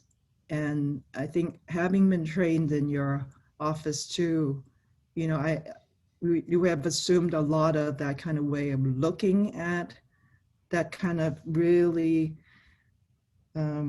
strange condition of that in-between space. You know, this is an in-between space for me. And I thought, you know, what does the door really mean, the doorway or threshold really mean? And in this, I thought, okay, this is really present. We're really kind of at this point where it's not the light at the end of the tunnel. This is sort of like, you got to crack it open. You know, it's basically just a very small opportunity. Without this light, we'll be in total darkness, and we wouldn't even sense where we are. We wouldn't understand where we are. So with just a little bit of light, you know, to understand our own situation on this side of the room, we're hoping to get to the other side and for a change, you know. So I just want to acknowledge that this image is also very meaningful to me. The present, my image on the left, of course, is from the Gee's Bend Quilt Collective of all these women quilters, you know, southwest of Selma along the Alabama River. Gee's Bend was named after, of course, a cotton plantation owner. But these African-American women, basically slaves and descendants of slaves, don't have that much. So they take this resource, whatever they can come up with. You don't go to the fabric store and buy fabric to make a quilt. You just scrounge around for old clothes and stuff, and you make these quilts. And they're enormously beautiful, you know, and just like design-wise, just unbelievably amazing and resourceful and everything. And that's always been an inspiration to me, that with just any kind of resource possible, present day, you know, you can be opportunistic. You can make something of it. You can make something beautiful of it. And you can make something that is of service, because it's a quilt too. You know, I like the fact that things are useful and beautiful. And so that's, you know, that's what that image meant to me. You know, it's funny because when I first saw that, I thought, oh, it's a painting by Stuart Davis. Yeah. And then I was thinking, you know, in my quick peek, it's like, that's the way I feel every day with all of these Zoom meetings. It's just like everything's going in different directions and everything is on top of each other. And I just like, I'm so confused most of the time. Mm-hmm. But then, and looking at it, I see the stitches, and I think the stitches are the part that is this, you know, that is so touching. And Todd and I were lucky enough to actually visit Gee's Bend about 6 months ago, because we were down visiting the rural studio, and these women are still there. And they're sitting at tables. It's not sewing. recognizing a speaker on this thing. And That one's not working. Oops. I would totally use your phone. Oh. but what was also kind of amazing was, as they were sewing, there was so much food. There were all these sort of containers of various food that people had brought in, and they were sharing food, and they were. So it felt like it just felt like a very, very generous community, which was making work and eating and singing, because they also sing from time to time. So it's a very live, living group of women who are very, very strong and all very, very interesting. So I think for me, the power of the image is that it has these different layers. It has the first layer, which is so graphically clear and strong. And then it has the second layer and the third layer. You know, if you could look at this, you would see that they're not only the stitches that are running sort of across the fabric in horizontal and vertical bands, but there are also lots of tiny little stitches that hold the thing together. And I think certainly that's what practice is in architecture. It's the sort of larger ideas that are clear and that you try to pursue. There's the constructional stitches that put the things together, and then the detail stitches, those tiny things that give a very special meaning to life. And I also think that that's the way it feels to be a parent, that you are holding things together by the many layers of the stitching that you do constantly, the day-to-day stitching, always in one way. You have the needle and thread and you're pulling things together. That's why I think that architecture is in many ways the mother of all the arts, because I think being a mother is one of the great ways of training to be an architect. Mhm. I also want to acknowledge that, like having learned from, my formative years with you and Todd, that, this idea about the craft of making, a building, that's so embedded in your work that we're still in my office with Brig and our team continue to try to push that, craft. Here it's learned at all different levels, like depending on what you have to work with, you can always bring a level of craft and attention, like you said, to the way that something's made. And I think that us as architects who don't have words, I mean, you're a great reader and you're a great speaker and kind of and very eloquent with, because of, I think, all the years that you have been reading and writing and stuff, you can communicate as fluidly in that way as you do in your art and in your architecture. But it's like for us who have less of that kind of resources, but was trained mostly in architecture and the building arts, that the materials are so mute and so dumb, and that it's through that kind of working of that it has some words and meaning and stuff. So I always acknowledge and really appreciate that time with you and Todd, and what also this image meant to me. Thank you. Should we go to the next image? Sure. I found it a second ago, now I've lost it.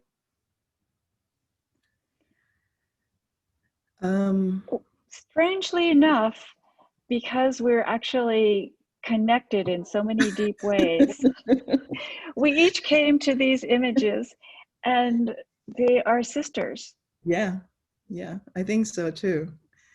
The one on the left, of course, is an image of a protester, a Cooper Union student, when several years ago, Cooper Union decided that they wanted to renege on their mission and promise to provide a free education for some really talented students. And so it got me very concerned about education and literacy for women, because it reminded me of Nelson Mandela's quote that, education is the most powerful weapon which you can use to change the world, and architectural education in particular in our field, where so few of us women are in the profession, as well as, of course, African-American women of color, even less so. I wanted to really kind of bring an opportunity here to speak about the future of education and how we can keep going. I think this is so important. I think the two most important issues that have pushed women out of the profession are issues of childcare and also the cost of an education. And I think that is certainly a major issue in terms of people of color who, most people don't want to leave a graduate program $200,000 in debt with a $35,000 a year salary and no clear way of paying it back. So I think it is up to the schools, and particularly the wealthy schools, to actually think about ways of making the architectural education be free. And I mean free. And hopefully if we have a woman as a vice president, we'll have a better attitude towards what the issue of childcare and supported childcare might be in this country. Yeah. I see that we've got about 3 or 4 more minutes left. I think one of the things that we are, as women, are able to do is that we are persistent and stubborn. And, you know, those may be leveled at us as a kind of negative comment, but I think in the end that is our strength.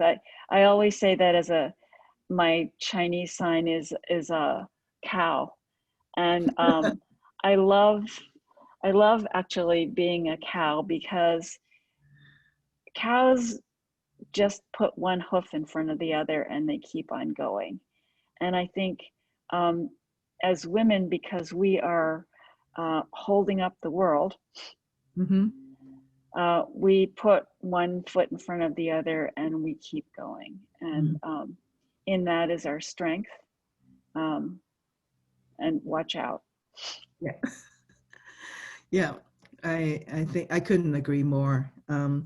You guys, basically, this is even without these slides and stuff, we've been having conversations that lead to things like this that you've heard about annually when Billy and her 2 classmates from UCLA and me, fortunately, luckily part of that group, get together and spend 3 or 4 days in the desert, and just enjoying each other's company and talking about things in general. I want to acknowledge 2 things. One, because this is LA, my home turf and stuff. So a lot of people on Zoom have been my mentors and have been my friends. And Kate Diamond, Ingalil, you guys have, been a big part of my life. And I want to also congratulate one of our own, Angie Brooks, for the Maybach Award. Oh, wow. She's been an incredible leader. Yeah. And so, and that's like a long overdue acknowledgement of her leadership here as well. So I know that Billy, you know them. So yeah, but thank you for the opportunity for Billy and I to share, a little bit of our conversation with you. I send you kisses from New York. Yes, thank you so much. Bye. Thank you both. Thank you, Billy. Thank you, Annie. I mean, as a lot of people were saying in the chat, you have that strength and that calmness and that relaxing, soothing tone, and it's so inspiring. I feel like I'm gonna call you next time that I'm having a little crisis. Do that. Do that. Thank you very much for joining us. This was like truly, truly a pleasure. And we are now getting ready for our little break. So we give everyone the chance to get a little more coffee to recharge. And for those of you who haven't done it yet, please remember that we have the breakout sessions later today. And for those sessions, we will need you to add a number in front of your Zoom name representing the breakout session you have selected to participate. We have around 40 sessions. So please look at it. We have amazing leaders, and choose it, put it on your name, and our committee will help you with that if you have any questions. And now, while you take your break and you work out the numbers if you haven't already, Pete is going to share with you one of the presenting sponsors videos that we have today. KFA Architecture sent us an incredible video, truly of Powerful 7 sponsorship. So we want to thank you, KFA, for being our sponsor and supporter. And hit it, Pete.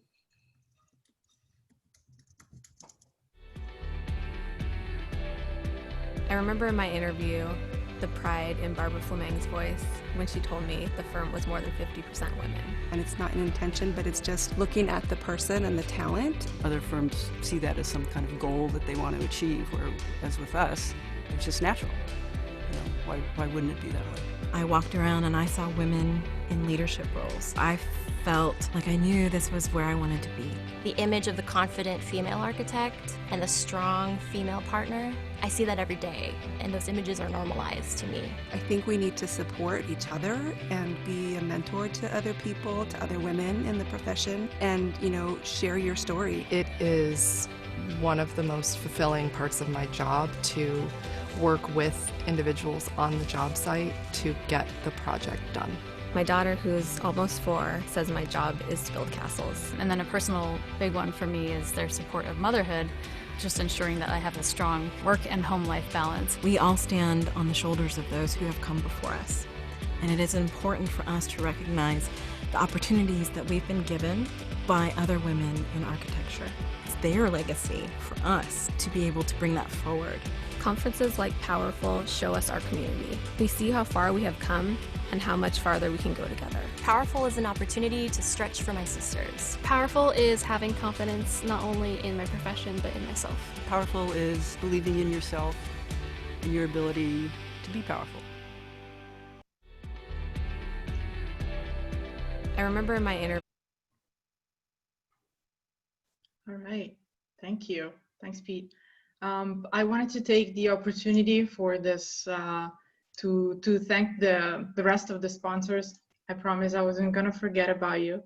I wanna thank our participating sponsors, both Communities in Architecture, Abrahamson Architects, AC Martin, Architecture for Education, Woodlong Associate, Bueller, Burr Happel, Carlson RTKL, Canon Design, True Gooding Architects, Cumming Corporation, Dake Wilson Architects, Delamo Construction, Fusco, HMC Architects, Johnson Fain, KPFF Consulting Engineers, Moore Rubel Udell, Morley Construction Company, NDH Search, PCL Construction Services, Pivot Interiors, POP SoCal, Somas, Sparlock Landscape Architects, Structural Focus, Suffolk, Tina Che Landscape Studio, and Vantage Technology Consulting Groups.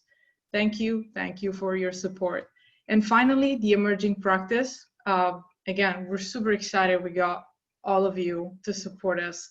Alpha Tech Consulting Engineers, Bespoke Careers, Crossville, Gilbane Building Company, HOB Lighting Design, Linkapuya, MSA Consulting, Omgivning, SCI Lighting Solutions, and SBA Architects. Thank you very much for your support.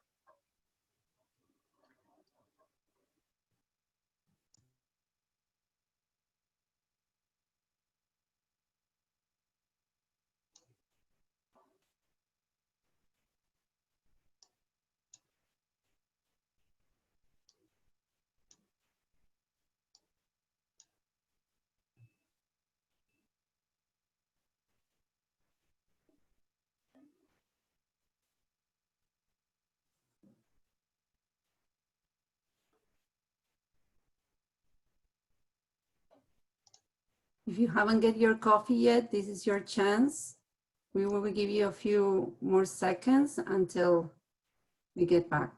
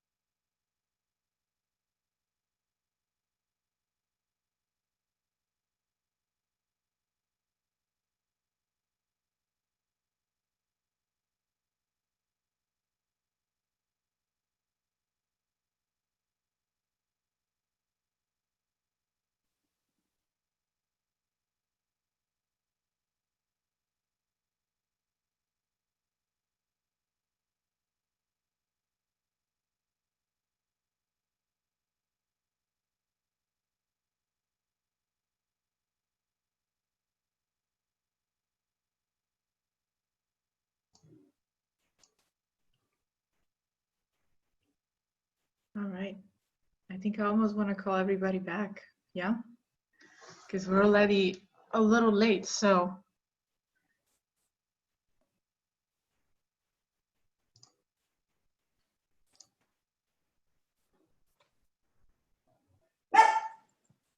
Oops, we got a puppy. Oh, if I may, I think some of you had a few issues muting or unmuting yourself before. Please be careful with that so we avoid going on top of the speakers. So please be careful with your mics. Thank you.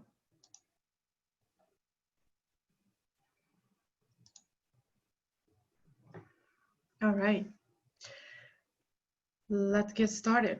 So again, thank you to all the sponsors. You made this possible, and we were very excited to have all of you come through, especially given the financial of this year. But moving forward with the program, our next speaker, I'm super excited about her. She's an emerging voice and fellow Angelina, originally from Richmond, Virginia. A graduate from North Carolina A&T State University and the University of North Carolina, Charlotte, where she focused on the social and economic impacts of hip-hop on architecture. Dawn is an Enterprise Rose Fellow, currently working with Venice Community Housing in Venice, California, as their commuting design coordinator and project manager. Currently, she also serves as SoCal NOMA Treasurer. Please help me welcome Dawn Hicks to our virtual stage. Hi, can you all hear me? All good? Thank you so much, CR, for that intro. Marina and the women on the Powerful Committee for asking me to speak today. I'm so honored to be speaking with such powerful women, so inspirational. And when they asked me, I was definitely taken by surprise, and I, just kept thinking to myself, why would anyone want to hear what I have to say? And struggled with that at first. And then, talking to folks about this, they just kept saying, just be you and tell your story. And so that's what I'll do. So I think, Peter, you have my slides? There we go.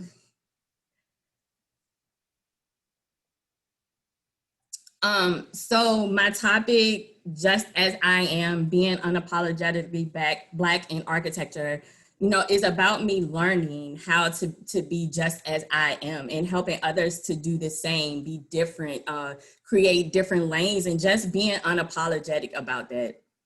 I am is capitalized because it's a very powerful phrase and comes up so many times in my life. For instance, it shows up in the Bible many times. I grew up in the Baptist church, very religious, and throughout the Bible, God says He is I am. I am who I am, and trust there's no other like me, and I rely on that. I am a man is one that's very prominent in the civil rights movement. 1968, Memphis sanitation strike, 2 workers were killed on the job. Sanitation workers protested against horrible working conditions, abuse, and racism. And I am a man represented the fact they wanted to be seen as human beings. And this is very much resembling current protests. I am is so powerful. 2 of the most powerful words, for what you put after them shapes your reality. And this has been true for me in my life as a Black female in architecture, to discover my reality. But it's also been about dealing with other people's perception of me and just being unapologetic about being who I am, and not worrying about that perception.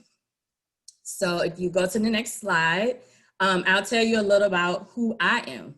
I am a first-generation college graduate of the North Carolina Agricultural and Technical State University with a Bachelor of Science degree in Architectural Engineering, born to parents who had 3 girls in Richmond, Virginia, a place despite being the capital of Confederacy, the rich history of Confederate monuments, center of a lot of controversy, is home and where I began to find who I am, where I discovered my love for understanding this history and the effects colonization has had on Richmond architecture and in different Black communities, and how architecture and design can change that. Richmond is where I discovered my love for hip hop. ultimately using it in my graduate thesis, where I received my master's from UNC Charlotte. And I'll talk a little bit about that later, but it motivated me to think about community-led design, ultimately leading me to become a Rose Fellow, bringing me to LA and working with Venice Community Housing as a project manager in affordable housing. I am a NOMA member. I serve on the SoCal NOMA board as the treasurer, and I am a proud member of the Delta Sigma Theta Sorority Incorporated. And all of these things have contributed to who I am and building me to be that person. And the struggle for me since entering architecture has been that I know who I am. I know where I came from, my values, things that have been embedded in me, but that it hasn't always been the case in architecture. I mean, I know how to be Black. That's all I've ever been. But finding that space in architecture was very difficult because if you go to the next slide, this is what we're taught traditional architecture should look like. Let me back up a second because I started a grad program where being taught actually didn't happen for me. I started this program, I was the only Black person in my year, probably one of 5 in the entire School of Architecture, and all of my professors were white men. And this was actually a culture shock for me, not just because I was coming from a historically Black college, but also because I was coming from a degree in architectural engineering where 2 + 2 = 4. I knew all of my equations were going to equal some number, but in architecture, it's not like that. 2 + 2 can equal the sky is green. And so I just didn't know what architecture was. And in fact, had only met a licensed architect in undergrad when I got to college. I knew the typical professions, right? Doctors, lawyers, teachers. And I wanted to be a lawyer up until about the 8th grade, but I was good in math. And although my parents didn't really know what to do with my creative brain, like, drawing and music, they put me in engineering, still a white male dominated field, but different from what I saw in my community. And so it was hard for me. I just didn't know what I was doing. My professors barely spoke to me. My desk crits were probably like 5 minutes. They told me what I did wrong. Did I have any questions? Like, nope, okay, see you later. And it was just challenging. My classes, I was given books to read and write reports on things I just didn't understand. I mean, what is a zeitgeist? I'm still trying to figure that out. Feel free to, put it in the comments if you know the definition and how it relates to architecture.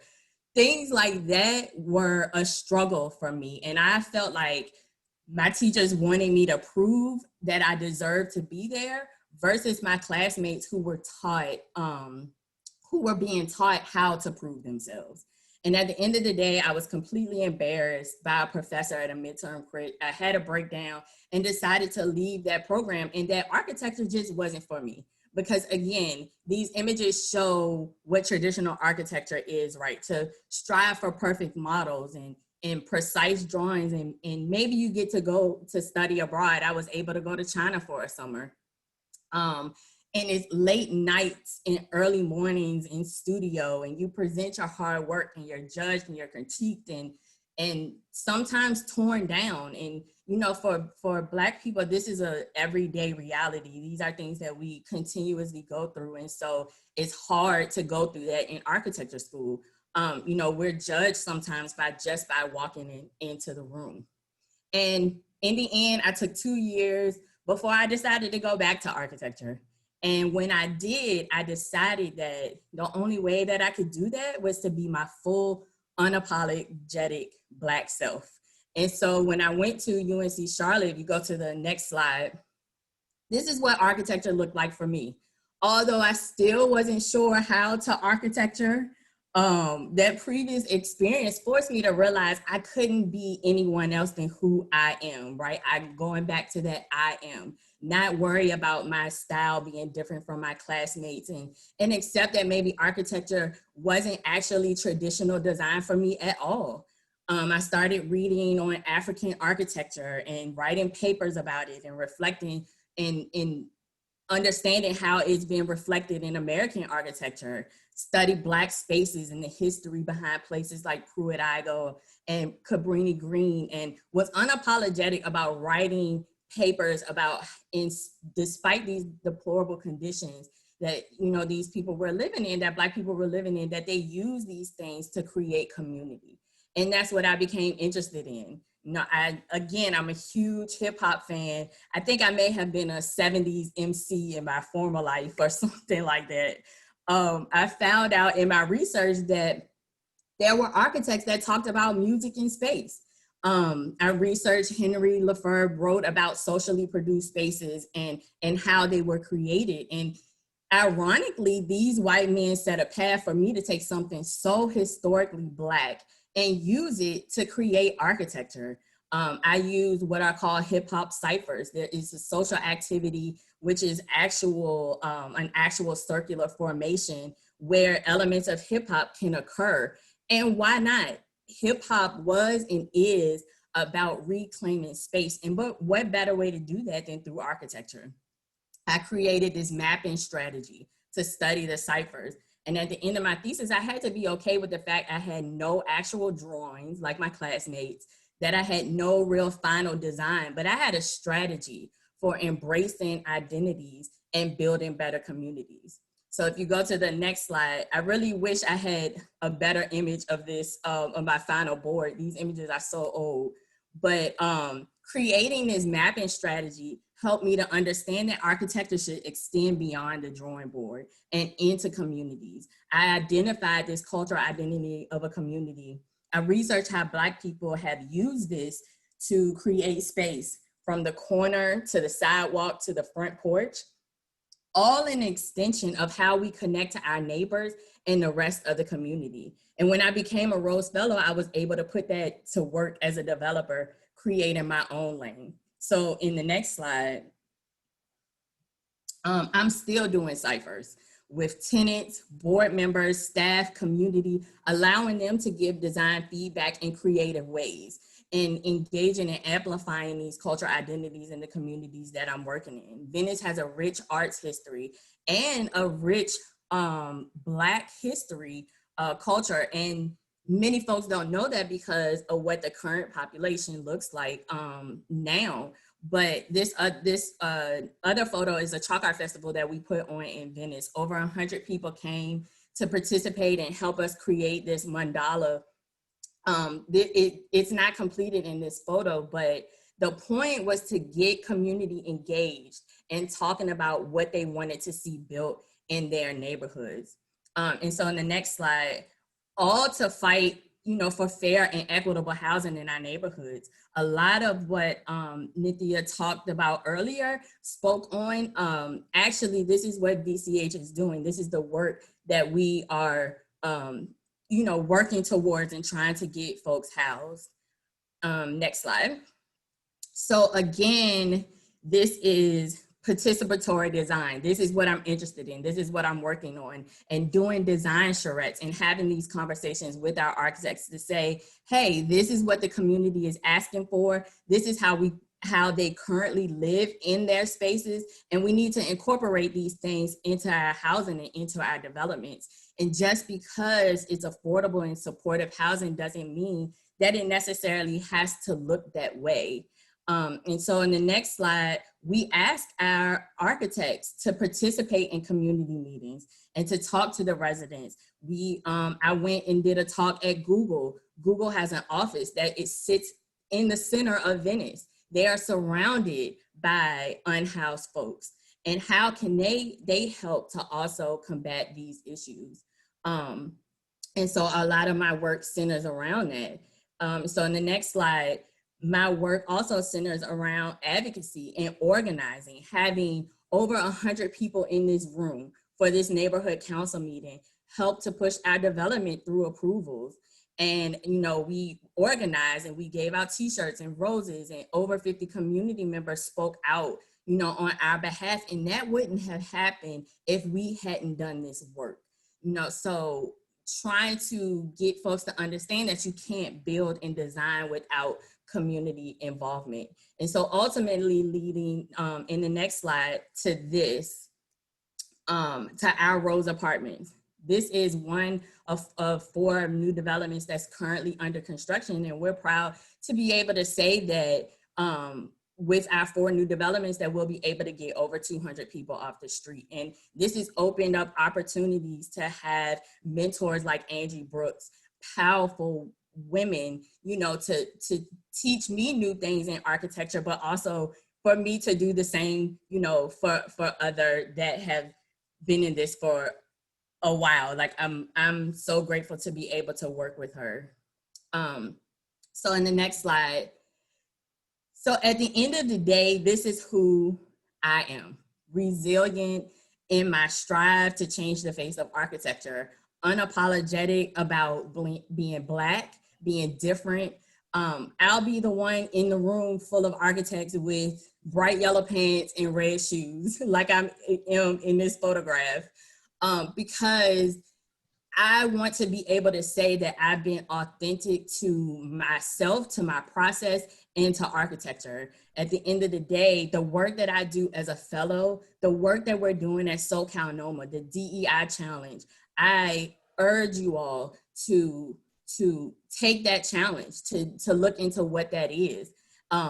Being a part of our summer camp. I want to be able to pass that on because this is what the future of architecture looks like. This is my niece. She has no idea she's in my presentation, but she's 11. And through me, I've been able to talk to her about architecture and introduce her, you know, to these things. And being able to be in summer camp, SoCal NOMA summer camp this year because it was virtual, has been great for her. She's been able to know architecture at 11, and I wasn't able to do that. And so she may not end up being an architect, but if she does, I wanna make sure that she knows that she can define what that looks like however she sees fit. And so I just wanted to close in the next slide with 2 of my favorite t-shirts. You know, this is who I'm learning to be and what I'm learning to do.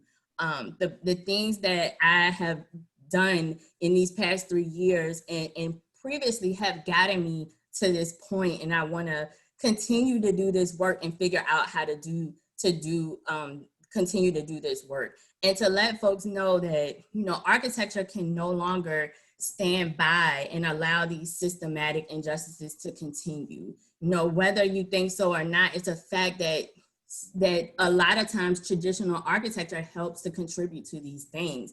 And if we don't fix the way architecture is taught in the way that we design, George Floyd, Breonna Taylor, and the countless people that have come before them will continue to happen because we aren't trying to understand the communities that we are designing for. So just want to encourage folks to think through those things.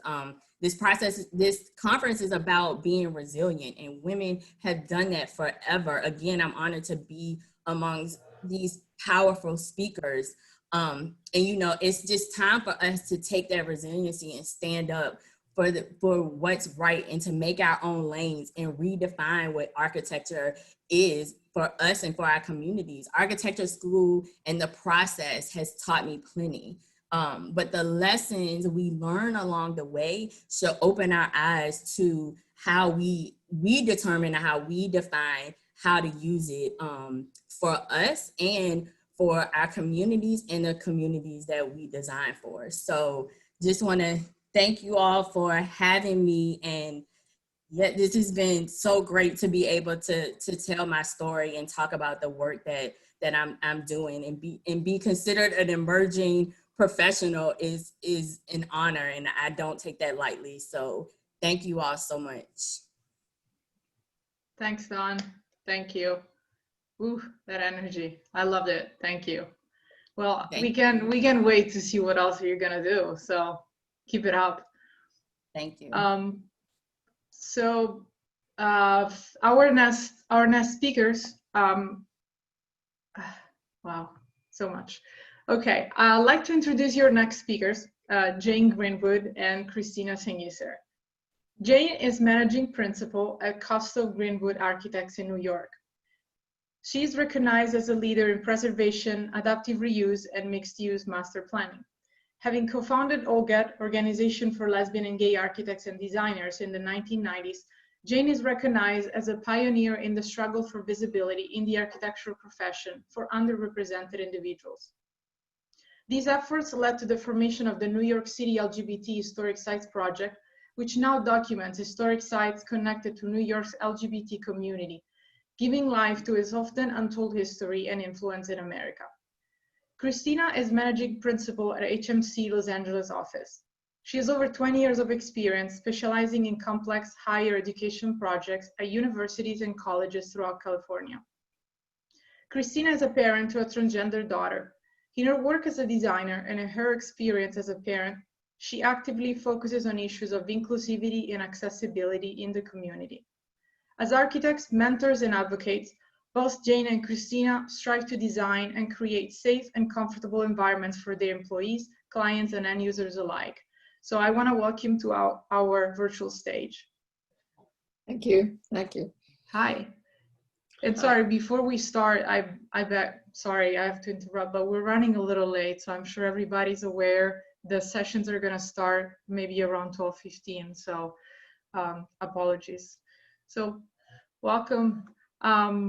Well, the first question that I have for you, I just wanted each of you to tell us a little bit about your personal and professional trajectory, and yeah. Sure. Well, first, I just would like to thank WIALA. It's great to see this over 400 participants, after being isolated and quarantined and remote working for 6 months. This feels like a homecoming. This is really great. So I just want to thank you for that. Just kind of a quick a synopsis of my background and how I got here.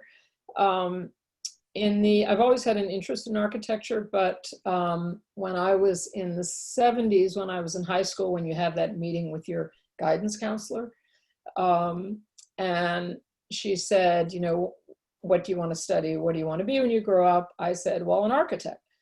And she said, oh, well, girls aren't architects. So, instead of being motivated by that comment, I said, oh, okay. And I went off and took a 6-year gap year and did other things, and then finally came around myself to the point that I was finally ready to go to school, and I knew I wanted to be an architect, and I was going to do it regardless of what Miss Snell told me in the 1970s.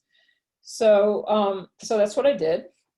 And I also recognized that I needed to create my own path, that it was pretty obvious that there were not very many women that I could see in the profession. I had no mentors, role models. My teachers were all white males for the most part. There were a number of women in the program, but it wasn't enough or there were no mentors. I think that was really what was driving it for me. So I decided that once I graduated and got some experience under my belt, that I was going to find an opportunity where I could join a firm and become a partner or collaborate with someone and create our own firm. And that was my mission. And so, though I started the profession pretty late, I climbed that ladder, I guess, pretty quickly to the point where, I now am co-owner of a firm here in New York. So that, gave me I guess I had confidence within. Obviously, I think that comes from upbringing, and my parents always said you could do anything, and so I never questioned that. So I was lucky.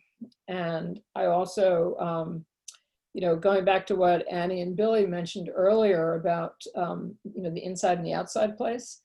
So, I look like I can go on the inside, right? Because, I'm white. I'm a woman, so I'm not quite on the stage, but I'm inside the tent. but I'm also a lesbian, and that isn't on my face, so I don't have that kind of discrimination that I think certainly Dawn and for that matter Billy and Annie also experience. But nevertheless, it's happening. And so what so many people in our community have done for so many years, which is to kind of be quiet about it and either hide it or just not express it. I mean, we've all had those experiences of, the holiday party and, do I bring my partner or not? And I've had so many experiences with, or conversations with colleagues who lost jobs. In fact, my wife, now girlfriend at the time, did lose her job in an architectural profession or firm, certainly well-known one, which I'm not going to mention. And it came back to us that when we danced together at the holiday party, that the partners were appalled and decided this wasn't going to work for them. And so, I mean, that's blatant. It was unbelievable, but that happens all the time, or it did happen all the time. And I have to say, it's still happening. Yeah, surprisingly, my starting is very similar to yours, Jane, even though it happened a little bit later in the 90s. In my high school counselor asking me what I wanted to do and putting me in a drafting class. And so imagine walking in freshman year, your first class in high school, and the teacher coming up to you, a short white man saying, well, girls aren't welcome in this drafting class. Yep. Completely the 90s, right? We're way past this. This isn't going to happen. But, still ending up being the only girl that finished the class and ending up being top in the class. And at that point deciding, well, hey, this is my path now. I'm going to be an architect. And, over and over again through college and first job saying, well, you can't do that. You're such and such. You're a woman. You're too young. You're whatever it is, to really push through that and, make that kind of your path. Well, no, I'm going to prove everyone wrong. And I'm actually going to do that because that's what I'm meant to do. And so, I've been licensed for 16 years, working in educational facilities. So really working with students and most recently with college students. And, they are the bright light that's coming up that is really embracing everything, right? Embracing LGBTQ, embracing diversity in every possible way. So being able to work with them and, pull out from them what's really important to them and put it into architecture. Like Dawn is talking about working with the community. It's so important. And that's kind of where my trajectory has been going. That's great. That's great. So I wanted to ask, so what advocacy looks like specifically for each of you? Well, I think my motto has always been, speak up, speak loud, and be heard. So I think if we want to advocate for our visibility, inclusivity, and against discrimination, we have to speak loudly and be heard and speak often. And so whatever opportunity, method, whatever that looks like, we have to do it. And it could be something super simple as a comment that, I don't know, you hear on the construction site or something. And I'm not going to take it if it's a derogatory comment, or, years ago I would hear, oh, here comes the lady architect, which, I would say, well, here comes, here's the boy contractor, and, they'd shut up, or we would make a joke about it, which is a way to make other people feel comfortable. But whether it's a minor comment, or actually when you mentioned OLGAD, the Organization of Lesbian and Gay Architects, when we started that in the early 90s, we came together for a mission of networking and visibility and advocacy and anti-discrimination and so forth. And so one of the first things we looked at was the National AIA, and what was their, I believe at the time they called it their mission statement or their code of ethics. And, sure enough, sexual orientation was not mentioned. And so we started lobbying the AIA National, and, they were very resistant. They sort of, they'd say, well, we'll look into it. And we kept pushing, and we eventually went down to the Oculus in Washington and had a protest march, I would say, to be heard. And this is again, speaking out and speaking often. And so eventually they recognized that, one, we weren't going to go away. And I think they also realized this is probably the right thing to do. So, and OGED was getting a lot more national visibility. So I think that pushed them as well. And so they did eventually rewrite it and to include sexual orientation. I just recently went on to their website to see what they say today. And, it's wonderful to see it's much more inclusive. They talk about, the visibility, the inclusivity and all sort of the buzzwords of today. But I think that there's some meaning behind that for them, which is important. And for us as practicing architects, we have to live it. And, don't apologize. I love this, Powerful 7 unapologetically, because, that's it. That's so important. You cannot apologize for being at the table, wanting to run the table. We can all do this. It's not just women. It's not just, lesbian and gay people and transgendered. And the environment today allows for us to have a voice, and we owe it to ourselves and those following up, behind us. I mean, I'm more on the twilight side than Dawn. You're on the the upside, and that's fantastic. And we need to leave you a path that that you can carry on the torch. Yeah, and I think that my daughter came out 2 years ago as transgender as a senior in high school. And so as she transitioned to college and speaking with her friends that she was making in college and what they've had to go through in order to, be who they were. And so it comes down to me is like really asking the question and listening to what people have to say about it. Not being afraid to ask that question. Partnering with, at the colleges, it's the residential life directors usually, and they're very tied into it, and they're, they want to improve the place. They want to make sure they have space that everybody is comfortable in. And so I think really just being the advocate of opening up the question and really listening to what they have to say about it. I've been privy to some really wonderful experiences with students, over pizza, in their communal space, and asking them, well, what makes you feel comfortable in a restroom situation, and actually having, students draw out ideas and taking those ideas and being able to incorporate them or think about from that perspective how you can, take these very strong ideas that they have and put it into the architecture. And they all have great ideas, whether they're architects or not, and what makes them feel comfortable. And I think that's really what it's about kind of in general, is trying to make spaces where lots of different people of all different kinds can feel comfortable in. And to make them, to look at it and to be aware of it and to observe it. I think a lot of people go through life, unfortunately, without their eyes open, really. And so when something affects them personally, like, using a restroom, then that's, that's a personal experience that they have to navigate and negotiate, and to be able to talk about it and say, hey, wait a minute, this isn't working. I mean, here we are 2020, and, we're just having the conversation about,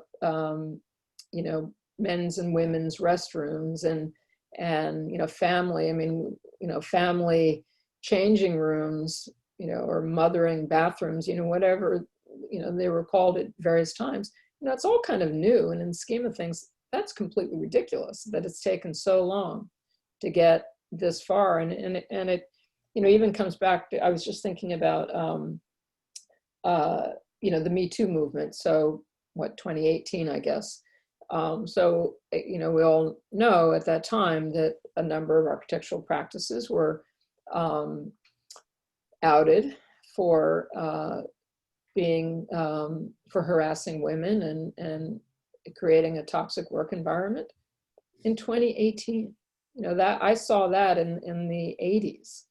And so it's a battle that we have to keep fighting, but it's, it just astounds me that it still goes on. I wanted to ask to both of you as managers and leaders, how do you make sure, right? Of course, you do have a deep understanding, but if there is anything that you do to make sure that your office is a safe and comfortable environment for all people. Well, I think for me in my practice, I think it's mentoring and creating a secure, safe environment. It starts from hiring people and interviews, and I try to do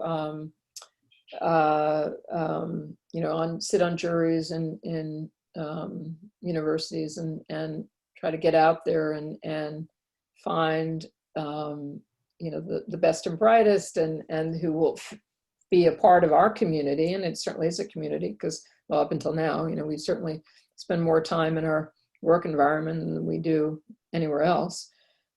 So that safe place, sense of community, and diversity.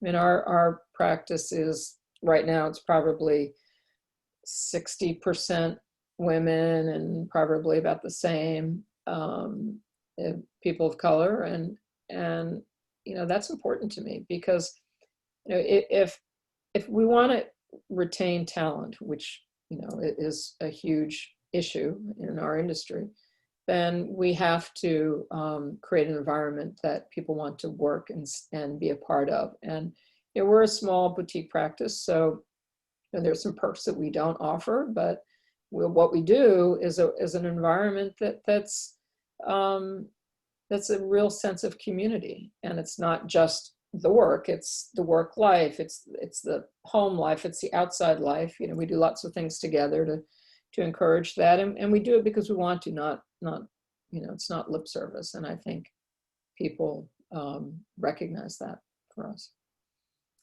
Yeah, I think one of the biggest things that I did when I became managing principal of the Los Angeles office was tell my story to the staff and bring them in to my personal story so that they know where I'm coming from. And really I think that opened the eyes for a lot of people and made the environment feel that much more, safe, that you could have a conversation. I'm going to share my life with you. Feel free to share your life with me. And, creating a place where people feel comfortable to offer up their opinions, because that diversity of thought that we get from, everybody coming from a different place in their life, everybody has a different story, which has shaped them into creating the way that they think. It's what makes architecture so rich. And we want to be able to capture that.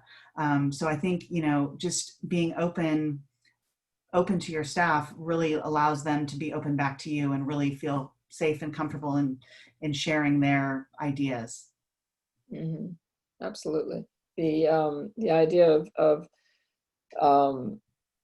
sharing, I'll tell you my story, you tell me yours, that's kind of like the place to start. And you probably do this as well, but when you interview people for new hires, they'll often be a little nervous or uptight, and I always start with a story just to kind of break the ice. And sometimes my stories get a little crazy or out of context, and I can see their eyes, and then if it's not comfortable for you, then it's not the right place to be. But 90% of the time, I would say that I watch the shoulders relax, and then we can have a real conversation. And, then you can see, not only just how they talk about architecture, but how they talk about their place in, their environment and their world within architecture and what that means to them. And, it's always certainly, as you say, a richer conversation. So. Somebody has an opinion.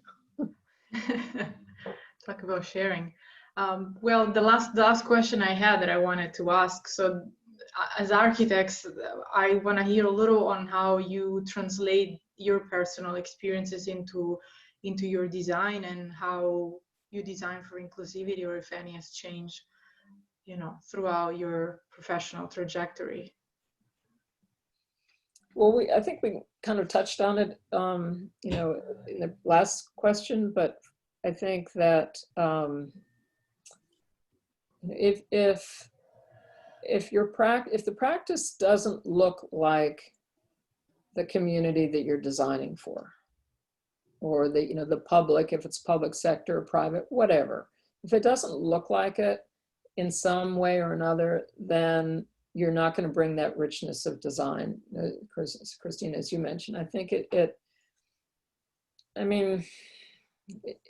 if you're a practice and it's 90% white and 75% male, that's going in a different direction.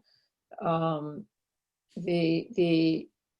richness of the story and that multicultural fabric that we need, we need that in our practices to then design for the community that is also multicultural. So, and that comes in many different shapes and sizes. It's gender, it's race, it's everything. And that is incredibly important. And I'm still amazed that in many meetings that I'll be in, I'll be, one of one or two or three women in a room that, could have 20 or 30 people in it. And I know that there are women in our profession and Billy mentioned it earlier that childcare and cost of education are huge issues. And I would add to that a sense of security and feeling like there's a place at the table for you is also important. And it's I guess it's just an ongoing battle. And I think just having, an event like this with over, 400 attendees and this, at least my screen looks certainly multicultural right now. And, I don't see how you can not embrace that and have that be a part of your firm and your practice. And why wouldn't you want, why wouldn't you want to embrace it? Look at, the variety, of thought of where people are coming from and how rich that makes the fabric of our buildings. It's just, I couldn't imagine it, being any other way. And so, each project is so different in how you translate, what you've learned into it and pulling in the community and the ideas that you're getting from, having those community meetings and talking to the people and what's important to them and how that weaves into the architecture. And when you have the variety of people that can go and talk to everybody and they're seeing, the variety in you and you're seeing and you're bringing that all together, I think it's really making for some wonderful, wonderful design. So just to continue to push that as much as we can. And I think as women, we have that kind of in us to be able to kind of bring together a lot of people and a lot of different ideas and be able to listen to a lot of different ideas and not be threatened by that. Because we've so often been the one being threatened, we kind of can relate. And so pulling that in, I think we have a really powerful position that we can do, even if we're the only woman in the room, which does still happen way too often, as you said, Jane. But I think, more and more, and hopefully, hearing from the speakers tomorrow, next week about education and how we can bring up more architecture students that are women and diversity and race and orientation is really going to be, where we need to continue to focus. Yeah, it becomes a win-win situation because it's, you know, I mean, we all appreciate, I mean, we certainly appreciate quality and good design and thoughtful design. And, you know, that just doesn't come out of one silo. It's, you know, it's shared for sure. Yeah. Totally agree. Well,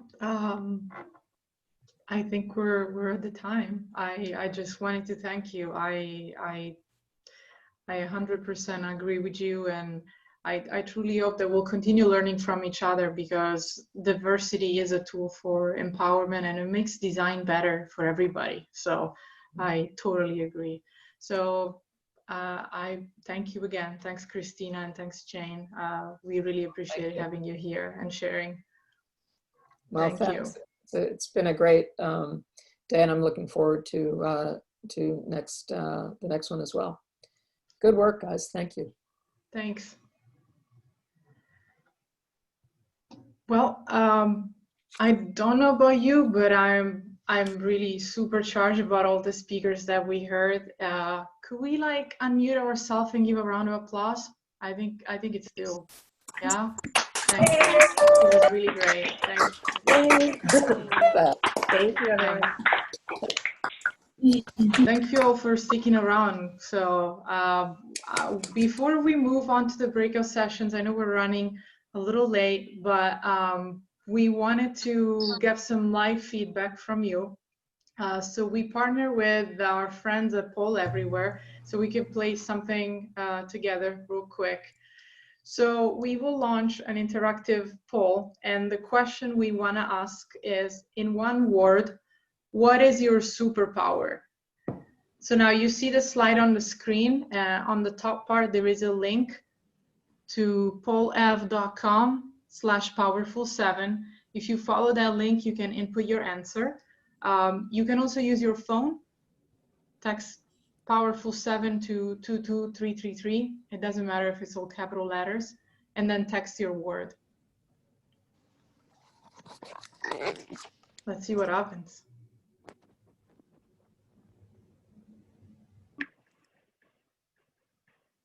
Empathy. That's a good one. So for those of you that haven't seen this before, like the bigger the word, it means that more of you have answered that as one of your superpowers. That's so cool. We definitely have a winner.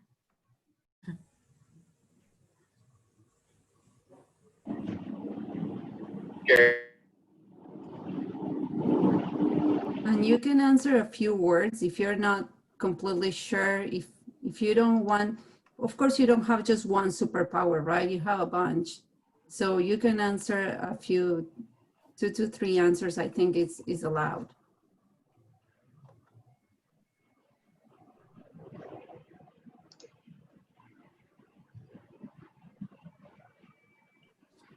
Empathy, persistence, resilience, determination, compassion.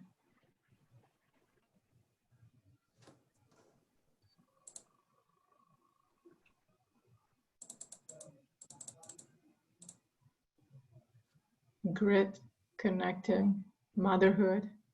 I love this. We do have a clear winner though. I like that.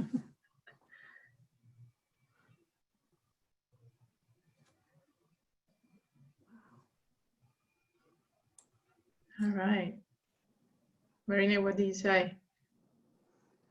I think we have a new toy to use from conferences, because I love this one. We always wanted to have a takeaway, and it always gets difficult to get everyone's answers in a way that we can share it.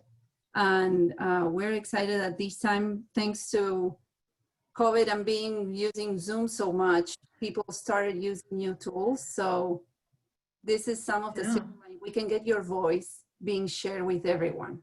You're not only a listener, you're also a voice. And that's amazing for us. Thank you. Wow, this was fun. So we'll definitely send this out so y'all can see. I think we're close to the breakout sessions at this point. So before you go, we want to remind you that our Day 2 conference will be next Friday, October 16th at 9:30 Pacific Standard Time.